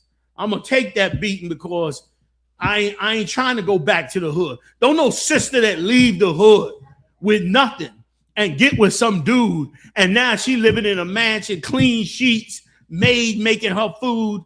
You understand? She's shopping in the finest stores. She don't want somebody to come along and say, okay, I'm taking everything from you, going back to that dirty ass house your mama had, going back to them projects. Let them niggas in the projects see you. You understand that you ain't got shit no more because you done been kicked the hell back out of here. She in the worst case scenario because now them niggas looking like, oh, I thought she was something, but she ain't shit. I probably could get her now. The ones that got that heart or that spirit. I grew up in the hood too, sa.neter. You know what I'm saying? Right. I know what it is, right or wrong. We done been You're right. All the way around us. So That's that fool turn around and do that. What we supposed to do? We got to that's why I've been saying for years, educating our people like is the greatest thing we could ever do for them. Educating them with things that they were not educated on, so they can be prepared for the battles that come next after all of this. You know what I'm saying? All right. Let me ask you this. Why do you think women constantly fall for men like this? Let me name a couple of them. Okay. From Brother Polite, Young Pharaoh, Nature Boy, Derek Jackson. There seems to be a trend where they usually seduce these women. Why do our sisters easily fall for brothers like this?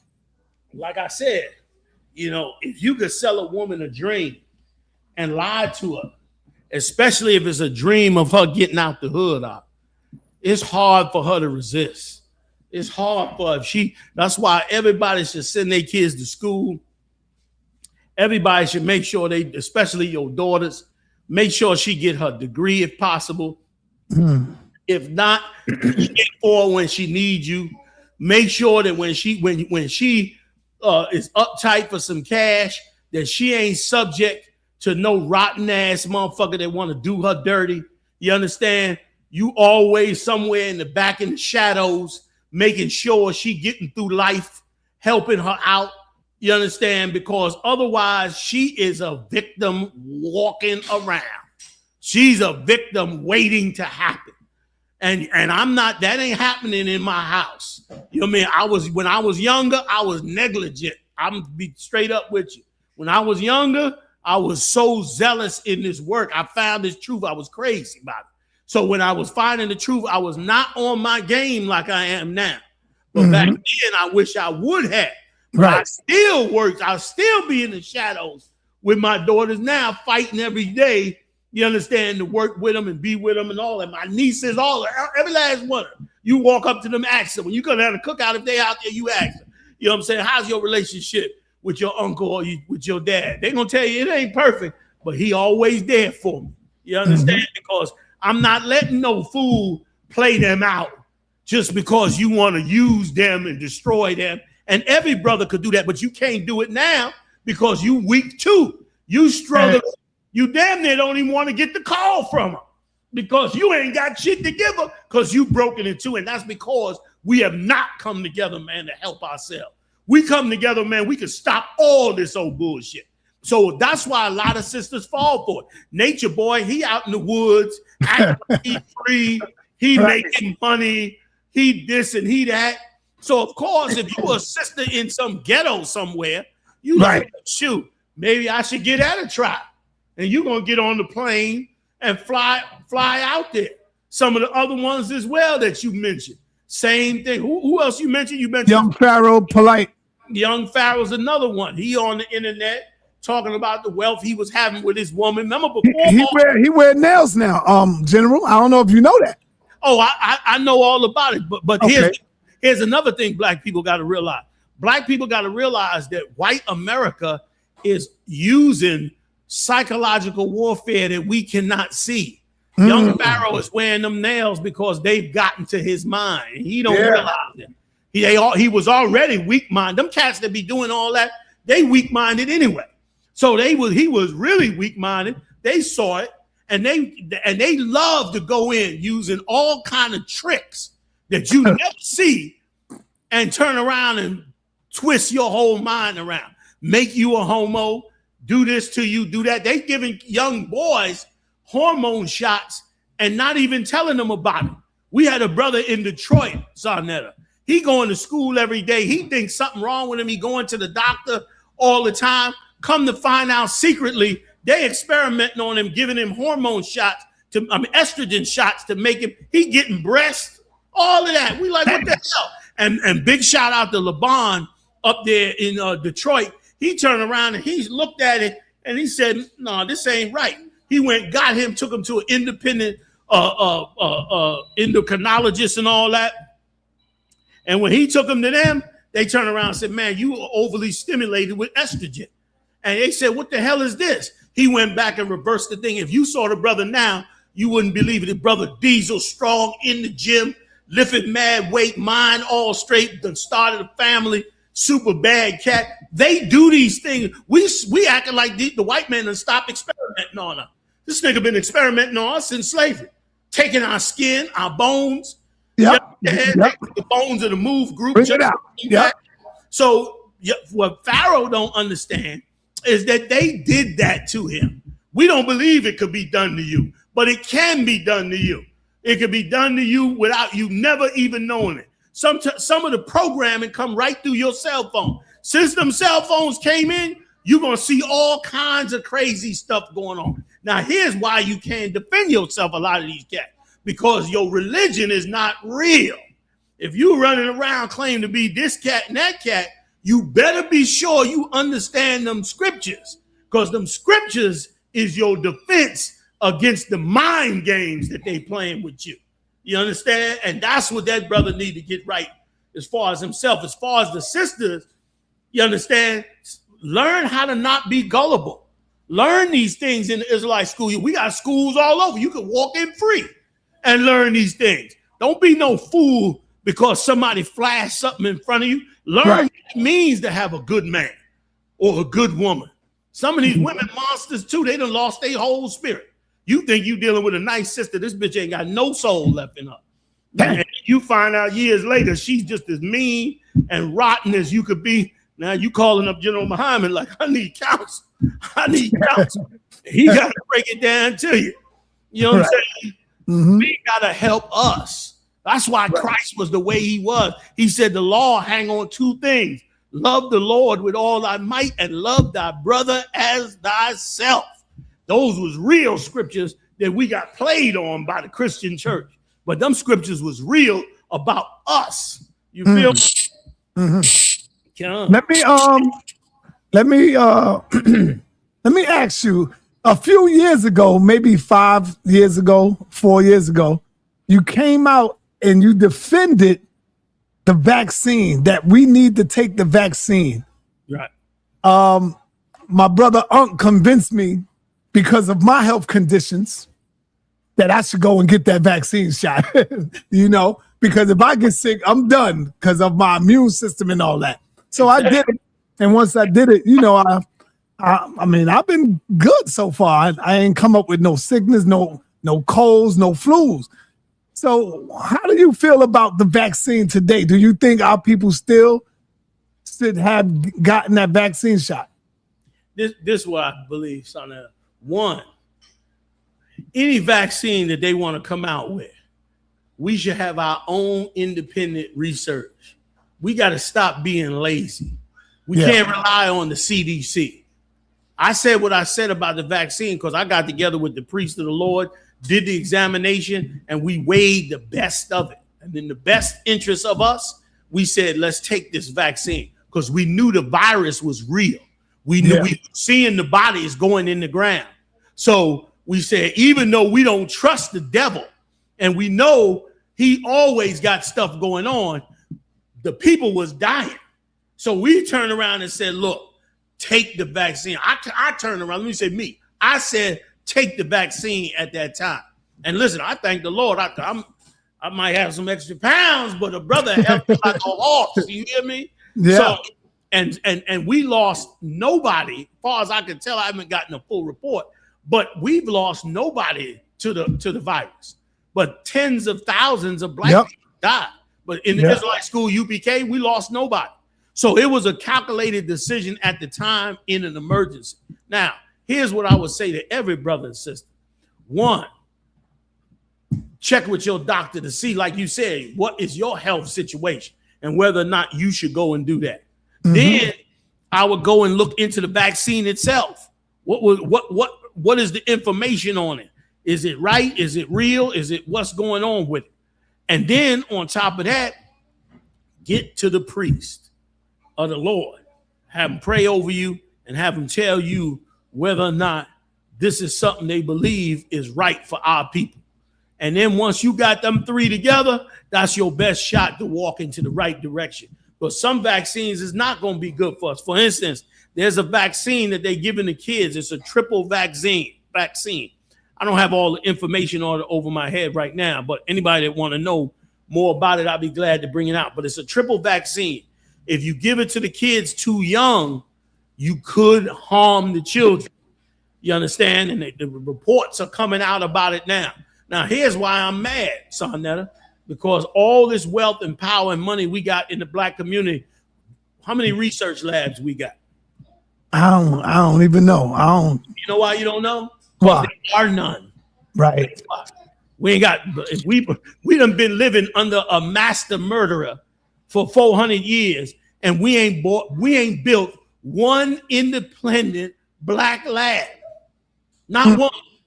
See, the CDC just come out and say, "Oh, it's fine. You could take it," and we stuck.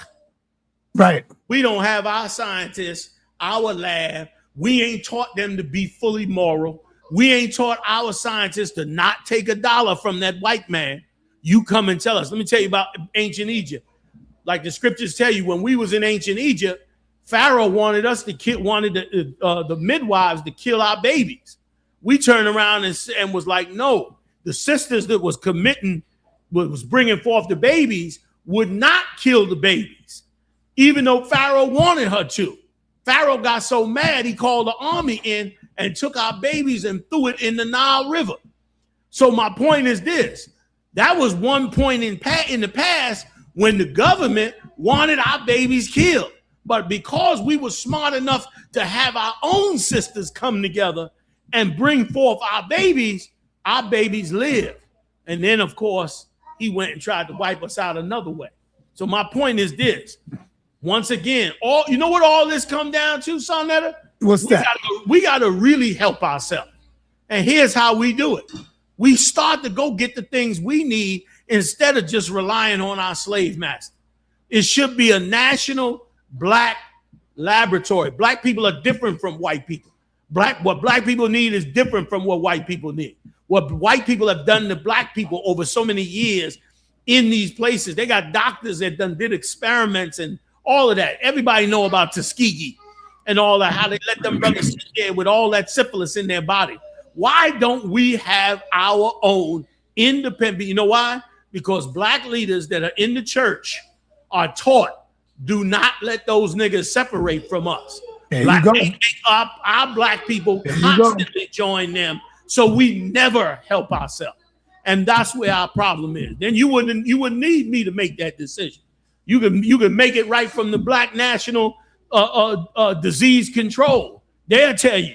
You understand? You wouldn't need me to make it. But I, trying to be as responsible as I can as a black leader, I'm going to go examine it and check it out, and I'm going to make the damn call. Everybody was mad with me that I said take the vaccine. Some of them same people is dead right now.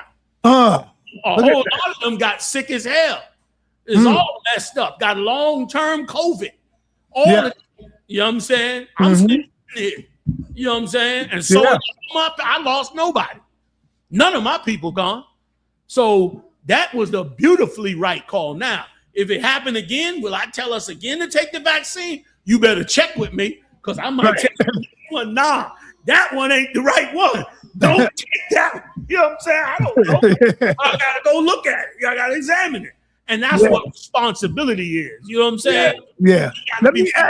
We gotta be willing to take the hit. Right. How much more time you got, brother? As much as you want. Okay, let me ask you. I want to go to some biblical stuff right now, so you can give us some good teachers here. Are the creatures in the Bible, such as unicorns, dragons, and giants, are they real? No. Those are metaphors. Okay. The giants are real in this respect. If you was in ancient times and you saw Shaq coming up the block, you would say he was a giant. That's all. The giants was, in other words, this is what nations did in ancient times. What nations did in ancient times is they took a man like Shaq and they found the tallest woman they could and had them have a baby so that baby would come out tall. And some whole nations prided themselves on how tall they were. Some nations prided themselves on their religion. Some nations prided themselves on how much food they could grow. But there was other nations in ancient time that prided themselves on how tall their people were. So they would interbreed to make their people tall. So yes, there was giants in the past. Was they like Jack and the Beanstalk? Of course not. But they was big like Shaq. Imagine you see 10 dudes come up the street, look like Shaq. You'd be like, hold up, these are giants. Right. Correct. And that's all that is. You understand? But as far as animals like unicorns and all of that, those are metaphors for the things that the Lord was trying to tell us. Leviathan, stuff like that. Some people, Israelites, teach that there are 2 creation stories in the Bible. Tell us about the creation story that you teach. Okay. First of all, there are no other Israelites but me, son. You know I say that all the time. If they ain't in I.S.U.P.K, they don't. They're Israelite. All right. But I would need to know what are the 2 stories. I could tell you. They said that there are 2 creation stories. Okay, the creation happened simply by the Lord forming the entire earth in 7 days or 7,000 years. And he brought forth men and women on the earth in the very beginning. There was men and women that he set up on the earth, made them fruitful and all of that. And then from among those men and women, he chose a man. He chose a man, Adam, among those people and made him special, gave him a greater intelligence, gave him an education from the Lord, raised him up. Then when it says he took his rib, meaning he took a woman from his people, somebody that was among his people, and he made her his wife. He was building a race. He was building a special group of people, which we know today as the Hebrew Israelites. So I'm not sure what kind of story they talking about. Okay. Beautiful. But that's how it's done. Go ahead. All right. Now we are hearing different stories, right? So I want to get clear. Please. People come and say that Adam and Eve had parents. Yeah. How true is that? It's very true. Go ahead. Talk about it. There was, because Adam and Eve there was many people. When you hear Adam and Eve, it's talking about many people. It's not talking about one person. There was many people on the earth in the creation story. I mean, I could go through it, but we'd have to open the scriptures and go through step. But anybody can come into class and learn. There was many people on the earth back then. We understand that. And so, but the Lord chose a man and a woman from them. So yes, they did have parents. You understand? They was like any other person that's walking around today. Like a big misconception of the Bible is that it was some kind of spooky mystery thing that went on, and it wasn't no spooky mystery thing. It just sounds that way to the people that read it today because it was written thousands of years ago in a way for the people back then to understand what was happening. So it wasn't no, out of the mist type nonsense. It was that he chose a man from among, just like if you go and choose somebody to be on a baseball team. You say, I'm going to choose this cat to be on the baseball team. I'm going to choose her to be on the women's baseball team. And now you take them and cultivate them and raise them up and show them how to do the things that it is that you want them to do. That's what the Lord did. Now, of course, he added some things to them to make them, above the normal people. You understand? But it wasn't no spooky type thing that went on. No. Right. Okay. Is reincarnation real? Reincarnation is absolutely real. We have all been here before. Every last one of us has been here thousands of times on this planet Earth. Now, how can you prove that? In the scriptures. In the scriptures, it tells you, Christ said it out of his own mouth. He said, ye that are with me in the regeneration shall sit on 12 thrones, judging the 12 tribes of Israel. So if you believe in the Bible, then you must believe in reincarnation, because Christ, if you don't believe in reincarnation, then Christ is a liar. Because Christ told the 12 disciples they were going to sit on 12 thrones. Are the 12 disciples sitting on 12 thrones right now? No. So then either Christ was lying or you just don't understand reincarnation. Those people out there that think that way, they just don't understand reincarnation. That yes, we've all been here before. Here's another example. In Deuteronomy, the 28th chapter, the Lord said, if thou shalt not obey the Lord thy God, then all these curses shall come upon thee and overtake thee. Here we are in 2026. Why is it that we're suffering all those things that Moses said we would suffer 4,500 years ago? Why do we have to be the ones suffering it? Because we are the same people from back then. Here's another example. Christ turned around and said, the scriptures turned around and said, the Lord will visit the sins of the children, of the fathers on the children up until the third and fourth generation. Why would God punish some children who didn't do anything to them instead of punishing the parents? Why did that happen? Because those children in the third and fourth generation, guess who they are? They the parents who did the crime in the beginning. Wow. Damn, that's heavy right there. You know what I'm saying? That's why he punished it. Like he would be unjust. If you did something to me and I say, son, then I'm gonna get you, and then I go and harm your son, then I ain't right. I'm just taking revenge on you. I'm not bringing justice. Right. But if you are your grandson and you back in the earth, and I say, there you go, son, that I'm gonna get you now. Right. You may not know it, but you understand. And not only that, I'll give you one more. When the disciples came to Christ, a cat was blind from his birth. And Christ's disciples came to him and said, who did sin, him or his parents? Why did his disciples ask if his parents did the sin? Because he's the one blind. Why did he say, did his parents do the sin? Why are they wondering if it's him? The reason they're wondering if it's him, because they know that the Lord will punish the children who came back that were the parents in the past. But Christ told them in this case, it ain't got nothing to do with the parents and all that, this happened to him so that he could do this miracle right before their eyes. I mean, we got to go through it in class. You know what I'm saying? Right. I got you. All these teachers to break this stuff down so everybody can get all the nuances of it. Now, don't think I can't give it to them, son. I know you can, man. I already know. I know you ready for all that.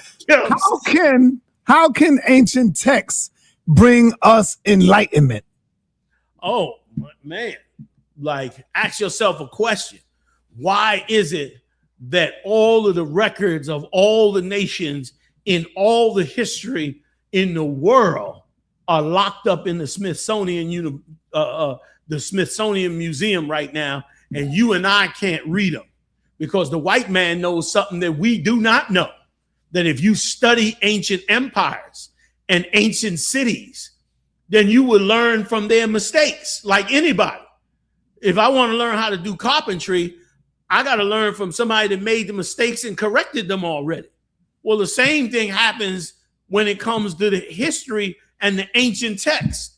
The ancient texts tell us how society ran, so that we could learn how to not make the mistakes they made in the past. And we could learn what we should not accept also, or it would destroy us as well. So that's why ancient text is very important. Those ancient records are you ain't learning nothing in this society. You learning how to be a slave, how to go to work, make money, you understand, take drugs, this, that. You ain't learning how societies work. You ain't learning how these things went down, but you would learn them if we had ancient records, which is why the Bible should be so valuable to us. The Bible got 5,000 years of history that we get to tap into anytime we got a question about how things are supposed to happen. We got 5,000 years of history we can tap right into. Wait a minute, how did it go down back then? And then that's how we learn. And that's what everybody's supposed to be able to do. You know what I mean? General, ancient text is important. Go ahead. General, what do we have to do to get you into a professional debate ring? People would love to see you get in the ring and go against Kemet or something like that. I mean, sa.neter, I know you got the soldiers for that, but they want to see the general, brother. But let me tell you, Tazaryak is. Can you at least listen? Here's what I tell him. Sa.neter, what I tell him: look, at least give Tazaryak a run for his money. I'll come on out there. But if you can't even get to first base with Tazaryak, please don't call me up about no thing. I mean, he's walking the floor with niggas out here. I'm sure every time I turn on the TV, I mean, the internet, he knocking 10 niggas down to one. Oh, man. So, I mean, what I'm coming out for, I'm trying to feed niggas, put clothes on people, build schools. I'm getting it all. Y'all got it. He killing them out there. Now, if they can give him a run for his money, call me. I'll come out and rock them on out. But I know you heard of Pastor Manning. The name is familiar, but I'm not sure. Pastor the brother in Harlem? Yes. He's raw like you, brother. And he's a pastor. He's raw. He gets it in. He can use profanity if he wants to. I think that would be a powerful conversation with y'all too. Most High Christ. Well, like I said, if y'all, I would run it by Tazaryak, run it by Muhammad. If they want, I'll come out. You know what I'm saying? That's what I did back in the day for so many years. I seen some of your debates. You know what I'm saying? I love to get up and get in the ring. I'll come up in there and smack them all up with this knowledge a little bit, shake them off that stump they standing on if they want. But this ain't about vanity. This ain't about popularity. You know what I'm saying?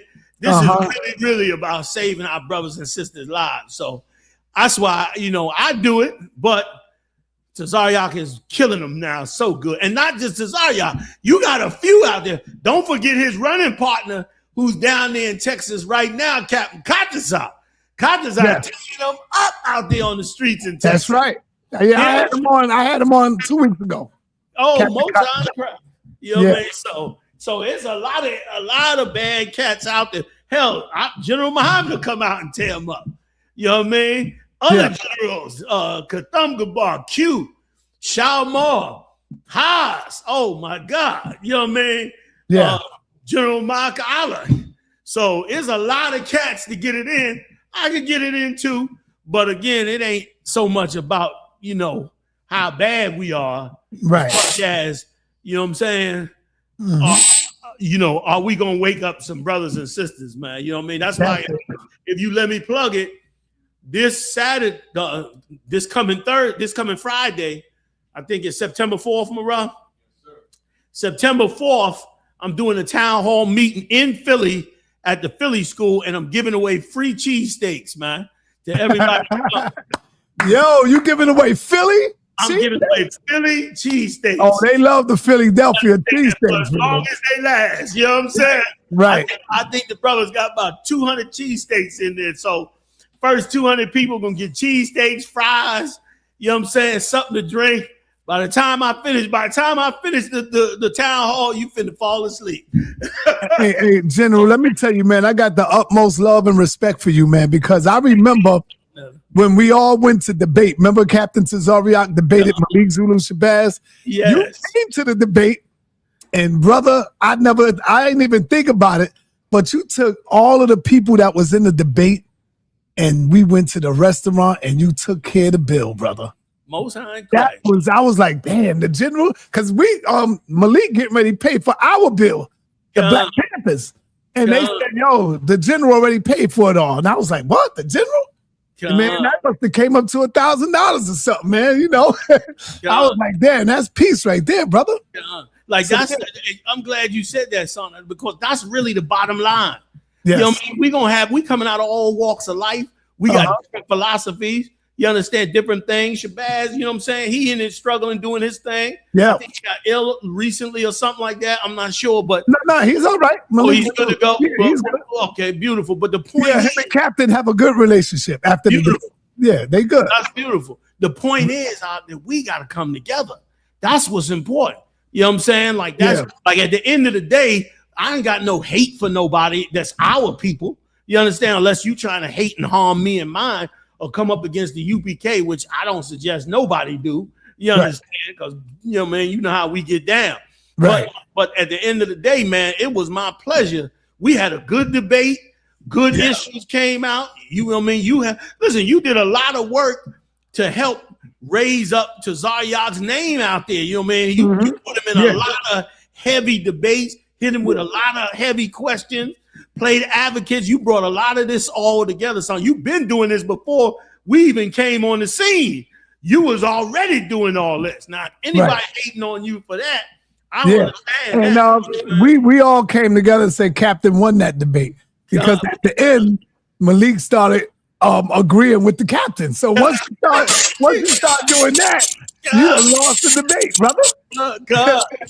Yeah, man. So Captain convinced him, and he started agreeing with the captain. I was like, damn, Malik, what is he doing? Let me tell you, it's so funny. I wish y'all could see back in them days when General Muhammad and Captain Zaryak would get together. They would get together and put that whole battle together. They'd be rehearsing it like two fighters in the gym. Right. Like, no, hit him like this. If you hit this, if they bring that, you bring him like this. Sorry, I'd be like, I was gonna drop this. And they would really break that thing down, man. And then boom, Zaryak would go in there and get it on. But it was all about the love of our brotherhood. You know what I'm saying? Yes, it was. And what we're trying to do, even though we may not all believe everything, we of course we don't. We think we're gonna win everything and bring all our brothers together, and we keep that faith. But at the same time, what good is it if we're going to hate on each other? Right, right. Let me ask you this, man. Let me get back to this right quick so I ain't got to keep it long. Go ahead. Are the age of Aquarius still, and if so, in the age of Aquarius, what is the next level for mankind? Okay, first of all, I got to tell you, the age of Aquarius is witchcraft. And this is what I mean, because these ages that they come up with are philosophies for periods of time. And these philosophies are man-made. They calling it the age of Aquarius, but it's a man-made philosophy for this period of time. And that have nothing to do with the Lord or nothing to do with spirituality or nothing to do with any of those things. So it's really some made up thing. And they're going to have more ages, and they had ages before this. But here's what's really going to happen. What's really going to happen in this earth, sa.neter, is these nations that's fighting in the Middle East. Right now, Turkey just signed up for Brexit with China, and they a NATO country. So right now, you got so many countries in the Middle East fighting over this oil right now. Right now, the U.S. still got the upper hand, but it is a ton of nations joining this. What's really going to happen, sa.neter, we're going to have a thermonuclear war. That's what's getting ready to happen on this planet. We're going to have a thermonuclear war, and millions upon millions of people are going to die. And when that happens, we are going to rebuild this nation. And when we rebuild this nation, we're going to build a kingdom out that will never, ever fall again. That will never have to fight a war again. That will never be in another conflict again. And it will be ruled by black men. Your children and your children's children and your children's children's children are going to rule this earth, even though it seemed like it's impossible. That's what's going to happen. Ain't going to be no other age of nothing. It's going to be the kingdom of heaven under a black man by the name of Jesus Christ. That's the future. And and you're watching it unfold all up in the Middle East. They talking nuclear weapons. They got drones with nukes on them. All of that. They put nukes in space. They doing all of that, and they getting ready to ride that thing. You got Korea's in the war. Europe's in the war. Japan is now getting in the war. China's in the war. Russia's in the war. Iraq even got back in the war. Syria's in the war. Israel's in the war. The state of Israel. Right. Iran is in the war. Saudi Arabia is in the war. UAE is in the war. Jordan just got in the war. The Houthis from Yemen, they just got back in the war. I'm watching them. I'm watching them all keep joining this war and keep going back and forth. And the oil is getting cut off. And they ain't saying nothing. They trying to open up other routes. They saying in 2 years, we're going to get other routes for oil and all that. Who knows what's going to happen? But I know this much. Everything that Bible said was going to happen, it happened. If it didn't happen, what the hell am I doing in slavery under a white man? Because the Bible said it was going to happen, and it happened. So why would I doubt that the other part that they said is going to happen is not going to happen? When the first part happened, just like it said it would, guess what? The second part is going to happen just like it said it would, which is global thermonuclear annihilation on this earth. And black people, Latino people, Native Indian people are going to rise to the top of this occasion. And it is going to be glorious. Is there life on other planets? And if so, how come we haven't found it yet? If there's life on other planets, it's because the devil, the white man, them built a rocket ship and flew his ass to that planet. You understand? To steal that too. He stole it. I believe that there's life on other planets. There is no light. There's no aliens. There's no light.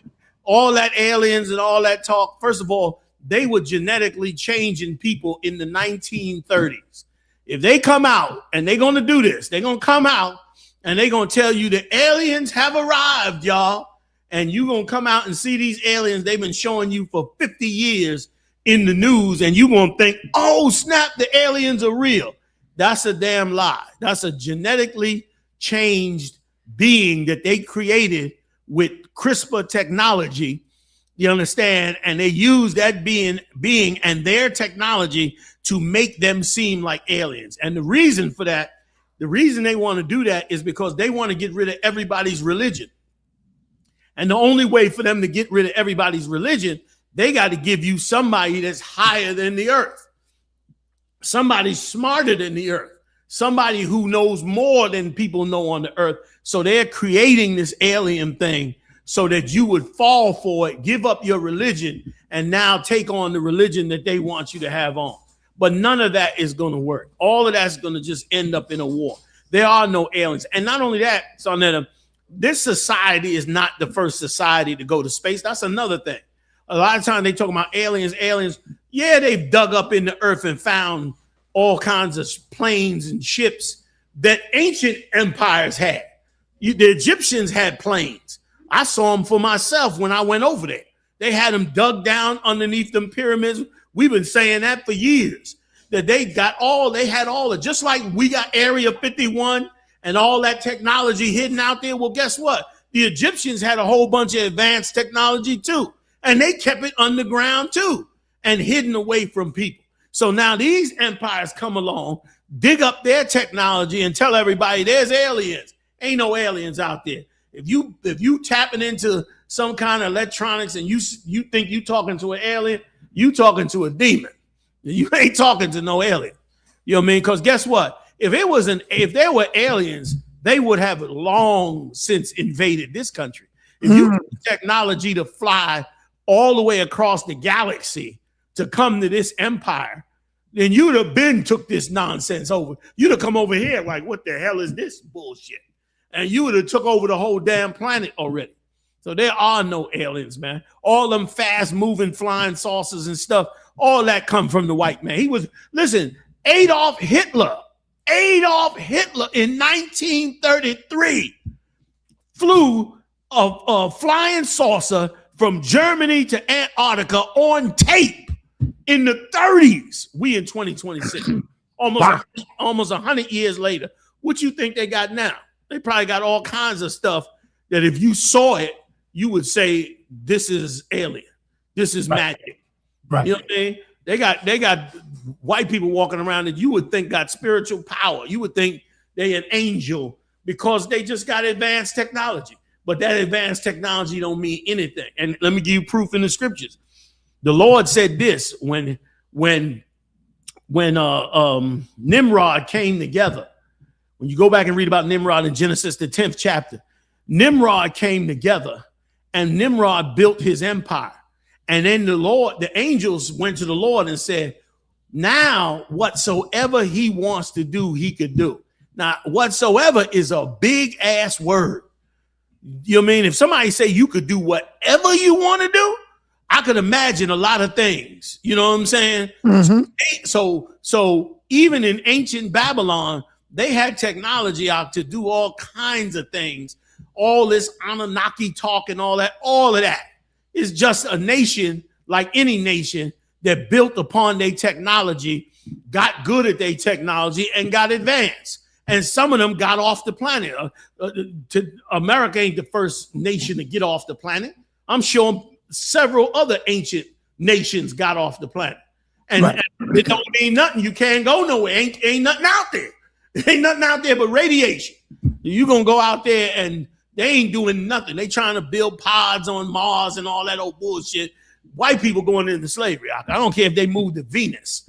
They ass get on a rocket ship, bringing their ass right back here, and we sending them right up to the caves and putting a chain around their goddamn neck.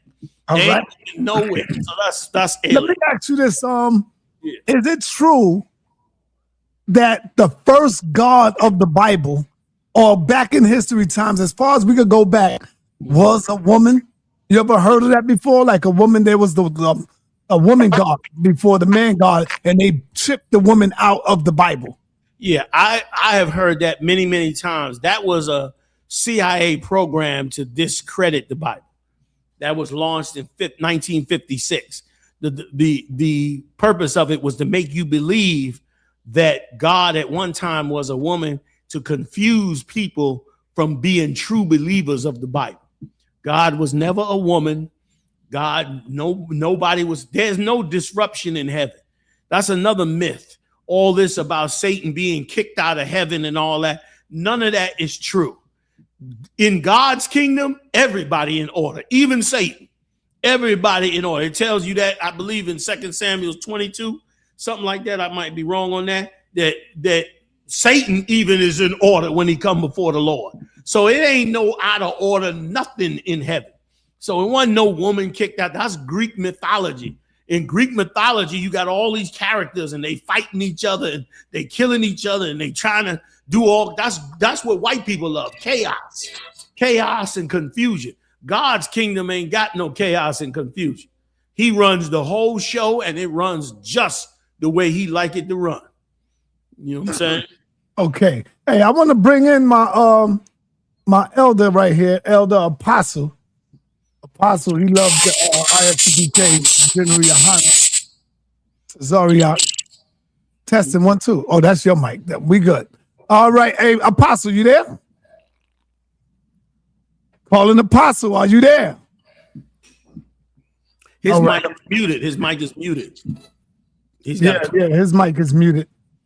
Mm-hmm. And who is he? It sounds like a Hebrew name. Yeah, his mic is muted.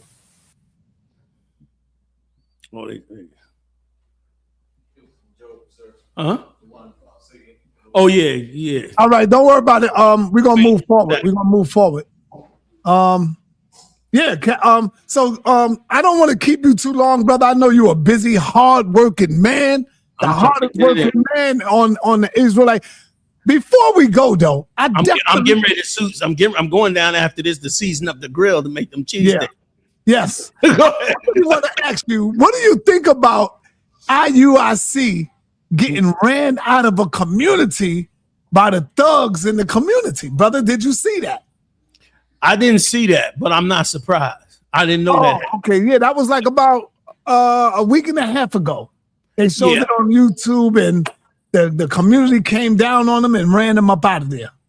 Yeah, I don't know about it, but I do know that the person in charge of that group is a complete and thorough idiot. He has no idea what the hell he's doing. I wonder if he's even in charge, because the things that I see them doing are completely, one, they're completely against the scriptures, and two, they are completely against the protocols of the I.S.U.P.K. And let me tell you something, sa.neter. Our success is once again because our leaders, long before me, set up protocols that we would operate by. And we held to them protocols, and those protocols worked. And the reason they worked was because they were trial and error. They made mistakes in the past, and they added protocols. And guess what? Over my tenure being over the Israelite School of U.P.K, I've added protocols too. I've added rules too for mistakes that was made. And the problem with that organization is that they are making horrible mistakes because they don't know what they're doing. First of all, if they knew what they were doing, they would not be dressing black men up in purple. That's the first thing. Like, purple is not a masculine color. And purple is, because you read about it in royal garments, you a nigga in captivity in the ghetto, and you read about purple as being part of a royal garment, and you dress up your whole organization in purple. It's ridiculous. Like, these brothers, they are making horrible mistakes, and they're going to cost them. I heard they got a couple of lawsuits out from some of them churches as well. I don't know how true it is. They tried to come up against us as well.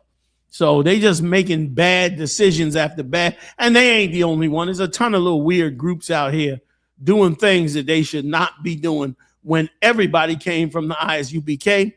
And if you can't come in the I.S.U.P.K and resolve your issues, and you out there creating other groups or joining other groups, then it's obviously that you did not resolve your problems.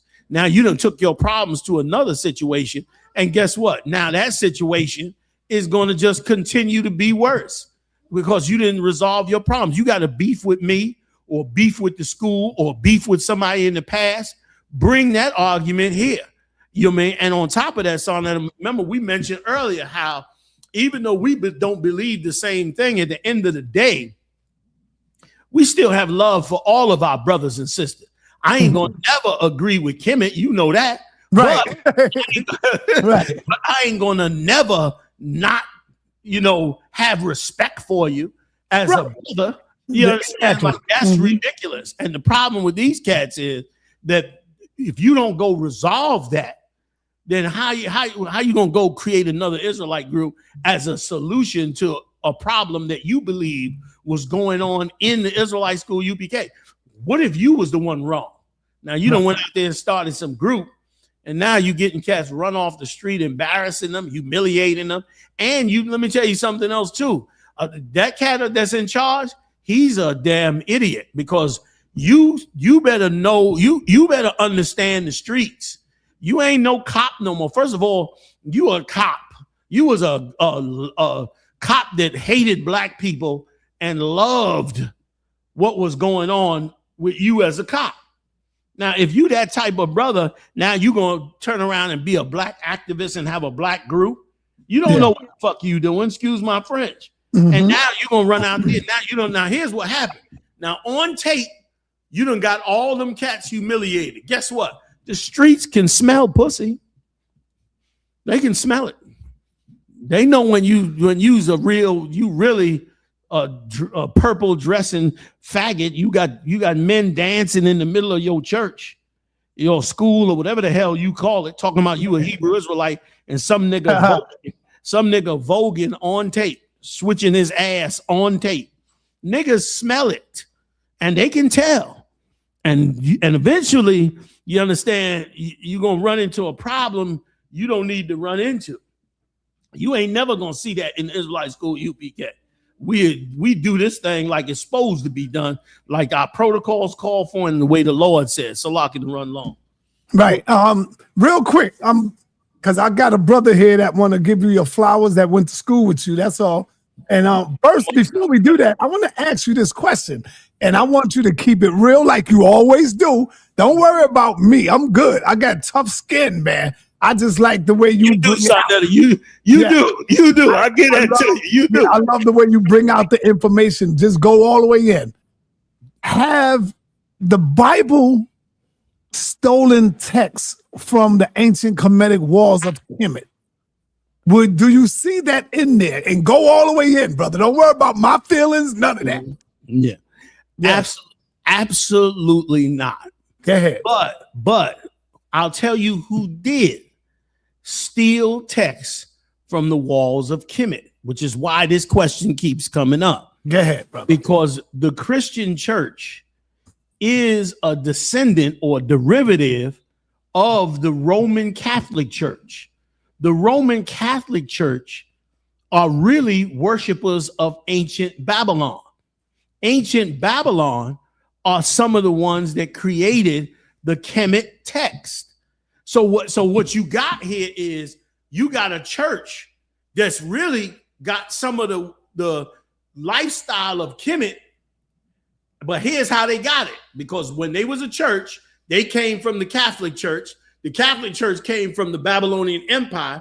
The Babylonian Empire are the ones that influenced the Egyptian Empire. So you got Kemet over here, and you got Kemet's philosophy running all the way through the Roman Catholic Church all the way. That's why the Catholic Church believe in the Mother Mary and the virgin birth. All of that came from Kemet. I've been saying this since the 80s, that Kemet is the one that had the virgin birth, that had the Mother Mary, and she was called Isis at the time. But that come from Kemet. They stealing Kemet. Like the ones that Kemet should be mad with is the damn Catholic Church. Because they stealing all Kemet's business. They stealing everything Kemet teach. They stealing it. You understand? And so what's happening is, now that the Hebrew Israelites are claiming the Bible, Kemet is like, hold up. What y'all teaching out that Bible is different than what we teaching. No, it's the same as we teaching. No, it's not the same. What's being taught in church is the same as Kemet. I said this 30 years ago, sa.neter. If you want to learn Kemet, just go to any church you want, because they teaching the same thing. They teaching the virgin birth. They teaching the Mother Mary. They teaching Jesus is God. They teaching the Trinity. They teaching all that, and it come from Kemet. Kemet created that. They plagiarizing, man. Okay, they culture vultures on Kemet, man. That's what the Christian church is. They stealing it, and so they've been stealing it for decades. And church people think they learning about Jesus. You learning Kemet. That's Kemet's knowledge. How you gonna learn? Go to church and learn what they teaching in church, and not go back and read the metadata. If you went and read it, you'll be like, hold up.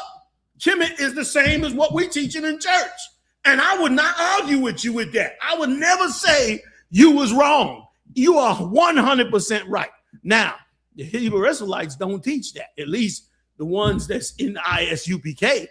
We don't teach that. And if you knew it, you would know that we totally know that that's a Kemet philosophy. And they were so good that the Catholic Church took everything about Kemet out and turned it into Christianity. They were smart. And here's why they were smart. They believed in Kemet. I don't care what nobody say. The Catholic Church, big and powerful Catholic Church in Rome, totally believed in Kemet. Now that the Catholic Church believed in Kemet, but there was a period of time when the followings of Christ became huge. And so now Kemet was like, hold up. The Catholics was like, hold up. If we leave them alone, they're going to take over. So what did they do? They got smart. They took Kemet and they changed it into Christianity. They took Isis and named her Mary. You know what I mean? They took. I'm straight. You said be straight. Yeah, you going in now. Come clean with it. They took Ra. They took Amun Ra and made him Jesus Christ. They took Osiris and made him God. This is what the Catholic Church did.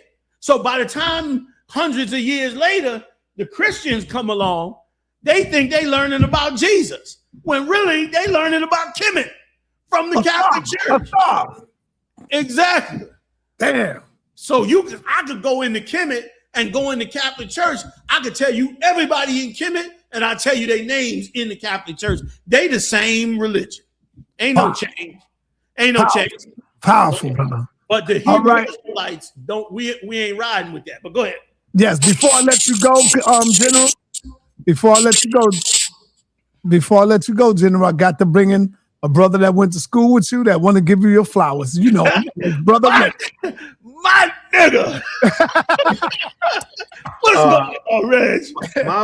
My big brother, Commanding General Yahanna. Yeah. Good. How you been, man? I'm doing fine, good brother. Good. I've known the Commanding General for about 45 years before I met all of you. And he was always a stand-up dude in my projects, Castle projects. Never ran, never will, right? That's right. And y'all didn't know him in the old days. And we fought the same people on the block. Yeah. But I'm gonna tell you one thing. The Commanding General Yahanna, yes, sir. No sucker on the block, and our babies were sex, money, and murder. They weren't us. We were older. Our babies were sex, money, and murder. That's right. That was a rough time. Yeah, and so salute to you and to the audience. The I.S.U.P.K under the Commanding General Yahanna is doing a form of the Black City Plan. One is because they love Black people. For sure. Two, they feed, they clothe, they shelter, right? They give guidance, right? Only thing they haven't decided to do is run someone for an elected official, right? To control the whole city. But that's the only thing they haven't done. I might have to give you a call, Reggie. Hold it now. He get me out the thicket now. Right. But they know the law and they exercise the law. They won law cases. And the other thing I want to say really in closing say thank you for allowing us to have a debate in your space. And thank you for always inviting us to the cookouts. Certainly with Captain Tazariak and Captain Katazar, they have always been good friends of ours and stand-up dudes. And so I could say that if you want to look for leadership, even though we don't agree on the same things, right? The fact of the matter is there is brotherly love. And I.S.U.P.K has always extended it to us, to sa.neter, to what we do, even though they disagree. But now I find out that a whole group of people who call themselves Kemet don't even believe in their divine nature rules. They don't believe that they're actual. They don't believe that the Kemet text is literal. So y'all didn't steal nothing. You as Hebrew Israelites, y'all didn't steal nothing from Kemet. You don't run around with the symbol, right? But according to other people, you run around with stories. And so I'm gonna be real hard on that, and I'm not gonna go against I.S.U.P.K, right? Appreciate that, because I.S.U.P.K has extended us a different type of brotherly love than some people in our own community. They pick and choose people based on fans, not based on feeding, showing leadership, right? Being active in the streets and community. Many of these people, they have no history, but Commanding General Yahanna, he does have history, and I can vouch for it. He's known in my community, right? He's known on our blocks, right? For sure. And he's a stand-up dude, but he's in a whole nother realm.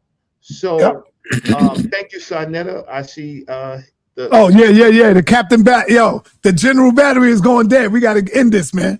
Hey, man, can you still hear me, sa.neter? Yeah, I can still hear you. Let him go. So that's it for me. Hey, I just want to say, Reggie, I appreciate it, man. And salute to you too, Warrior, man. It's so good to see you, man, after so many years holding it down as well. And same we go to City Island or something like that, you know. Yeah, man. Oh man, let's do it. You know what I mean? Yeah, all right. Chips all day off the water. You take care, Yes, go ahead, General. Thank you for blessing the platform once again, brother. We love you over here. And that's it. Yes, I appreciate it, sa.neter. You take care, man. Peace, brother. I hope to see you next weekend if you can. Yes. Shalom. I'm gonna try to bring Reggie with me, but Reggie be scared, man. Man, tell Reggie he good, man. Come on down, man. He all right. You know, man. I see y'all there. Y'all take care, man. Shalom. All right, y'all. Shalom. All right. So my brother Reggie, man, what do you think about the interview, brother? Look, we've had other leaders. Commanding General Yahanna is a leader that we know. He's never switched on us, right? Yeah. We should learn to support our leaders, even if we have some disagreements. Right. Correct. And especially when we disagree amongst each other, right? Well, I got another. God damn, I'm busy today, man. I got another brother that I got to meet up with. And I'm calling right now. You can stay live, right? Stay on it. Stay on it. Stay on it. Yo. Peace, brother Smart. What's up? I want to let you know before you say anything, brother. We are live on the air. The people can hear you. What's happening, brother? Yeah. So we not filming today? No, we filming today. I'm getting ready to come meet up with you now. I'm calling to let you know I'm getting ready to come out right now. Oh, okay, yeah, no, I just so you want to air? No, I think you can say what's up to the people. That's all. Just say peace, blessings, or whatever. You know, give them hey, let them know you in the building. Peace, black people. You know how you think creates how you feel. How you feel becomes an emotion. That emotion becomes a vibration. That vibration becomes a magnet. There you go. That attracts things. That attracts things to you. Only think about what you want. Forget about what you don't want. Never speak about what you don't have. And with that. I'll call you. I'm gonna call you in 1 minute, 2 minutes, brother. To give you our location where we're gonna be at. Peace. All right. So y'all see, I'm working, man. I'm trying to bring y'all this information. That is smart. That is our brother Smart. Apostle, what's up, man? I'm sorry. I wanted to bring you in, but I didn't want to flood the general with too much. And I'm glad I didn't, because you see, his battery went out. So right. Yes. Yeah, no, it's all good, man. It's all good. You know, I got much respect for General Yahanna. It's very hot. Yes. Hey, don't shish the wife, man. Don't do that, Apostle. Okay. Don't be shish the wife, man. She just brought me a cup of coffee, man. I had mine already. Yeah. But it's very hot. No, man, but I hope you got something, sir. Enough information about Genesis now that we can put all the silliness aside. You said about Genesis. What you mean by that? General explained Genesis correctly. Mm-hmm. I mean, okay. I see what you're saying. Yeah. We can just put that question aside. Rather, Adam or Adam Ma or however they pronounce it, had parents or not. Hey, We all had parents. Yeah, I like his answer better than all of y'all's though. Yeah. It was the same. Hey, I'm gonna tell hey Harwin, I can't drop the link because I got to roll out. I got to meet up with my brother Smart right now. So I'm gonna say peace and blessings to everybody. Thank y'all, my brother Reggie. You got a show coming up, Reggie, or what? Maybe tomorrow. Oh, okay. You know, I got Inky. Inky want to come in today, and then I might have Nepal going up with King J. So peace and blessings to everybody. We out of here. Great show yesterday. I'm gonna bring my tape. I want to tell you something. IBM. Huh? I'm gonna bring my tape of IBM, and I'm gonna let the people decide whether IBM taught me about the Jerusalem Council, or rather he was just teaching on the subject. Hey, yo, Apostle, KOT gave you mad love in this song, brother. Oh man, Let's get it, brother. Bigging up Apostle, man. He ready to walk for them. I'm gonna slide him some digits. Sa.neter, hold it down. KOT, we here. Yeah, yeah.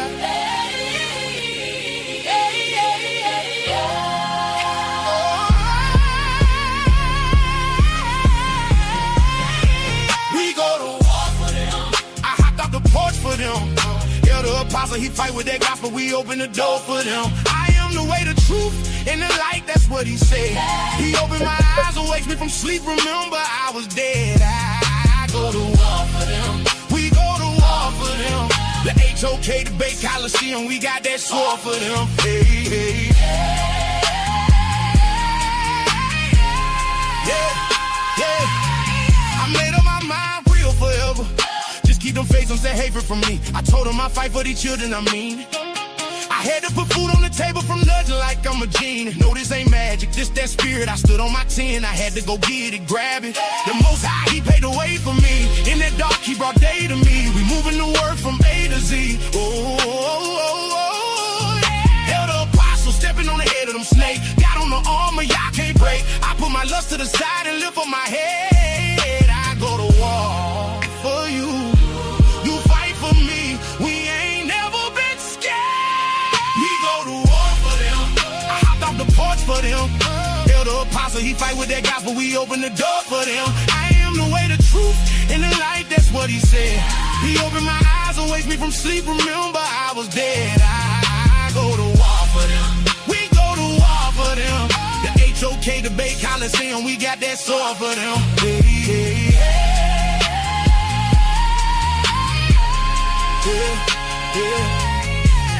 they've been oppressed, got me stressed. Let's take it slow, so don't be a mess. On my knees praying, I wanna be blessed. I heard them stories of peace and love, I wanna feel that. They trying to kill that. I speak to the spirit and pull your wig back. Pull that mask off your face, playing real, they can't conceal that. They thought I was gone, I never left.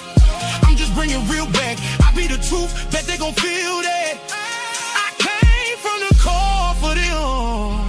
Stay strapped with that spirit. I go to war. We go to war. I hopped off the porch for them. They're the apostle, he fight with that gospel. We open the door for them. I am the way, the truth, and the light. That's what he said. He opened my eyes and wakes me from sleep. Remember, I was dead. I go to war for them. We go to war for them. The I.S.U.P.K, the Bay Coliseum, we got that sword for them. Hey, hey. Elder Apostle fight with that gospel. We go to war for them. That's fire, Apostle. That's hard right there. I love that song. Yeah, blessings to KOT, one of the originals, man. So I thank God for him, man. Gracious brother. Gracious brother. Yes, sir. Yeah, yes, nothing sir. but respect, man. We I learned about that guy through Yara. So give blessings out to Yara. Yara introduced me to KOT. Yes, he did. All right. And so with that, Reggie, you got anything to say in closing? Great show yesterday. Wow. That show you could have paid for. That was a real smart type, quick, right? Back and forth. That was a great show yesterday. Of course, I believe my brother Unc came up on top, but Inky is nothing to play for if you're a slouch. but it was a great show that you did yesterday. Thank you, brother. And now with that, let me get up out of here. I got to meet up with my brother Smart, and we got a lot of things to talk about. Peace and blessings and black power, everybody. See y'all. Blessings.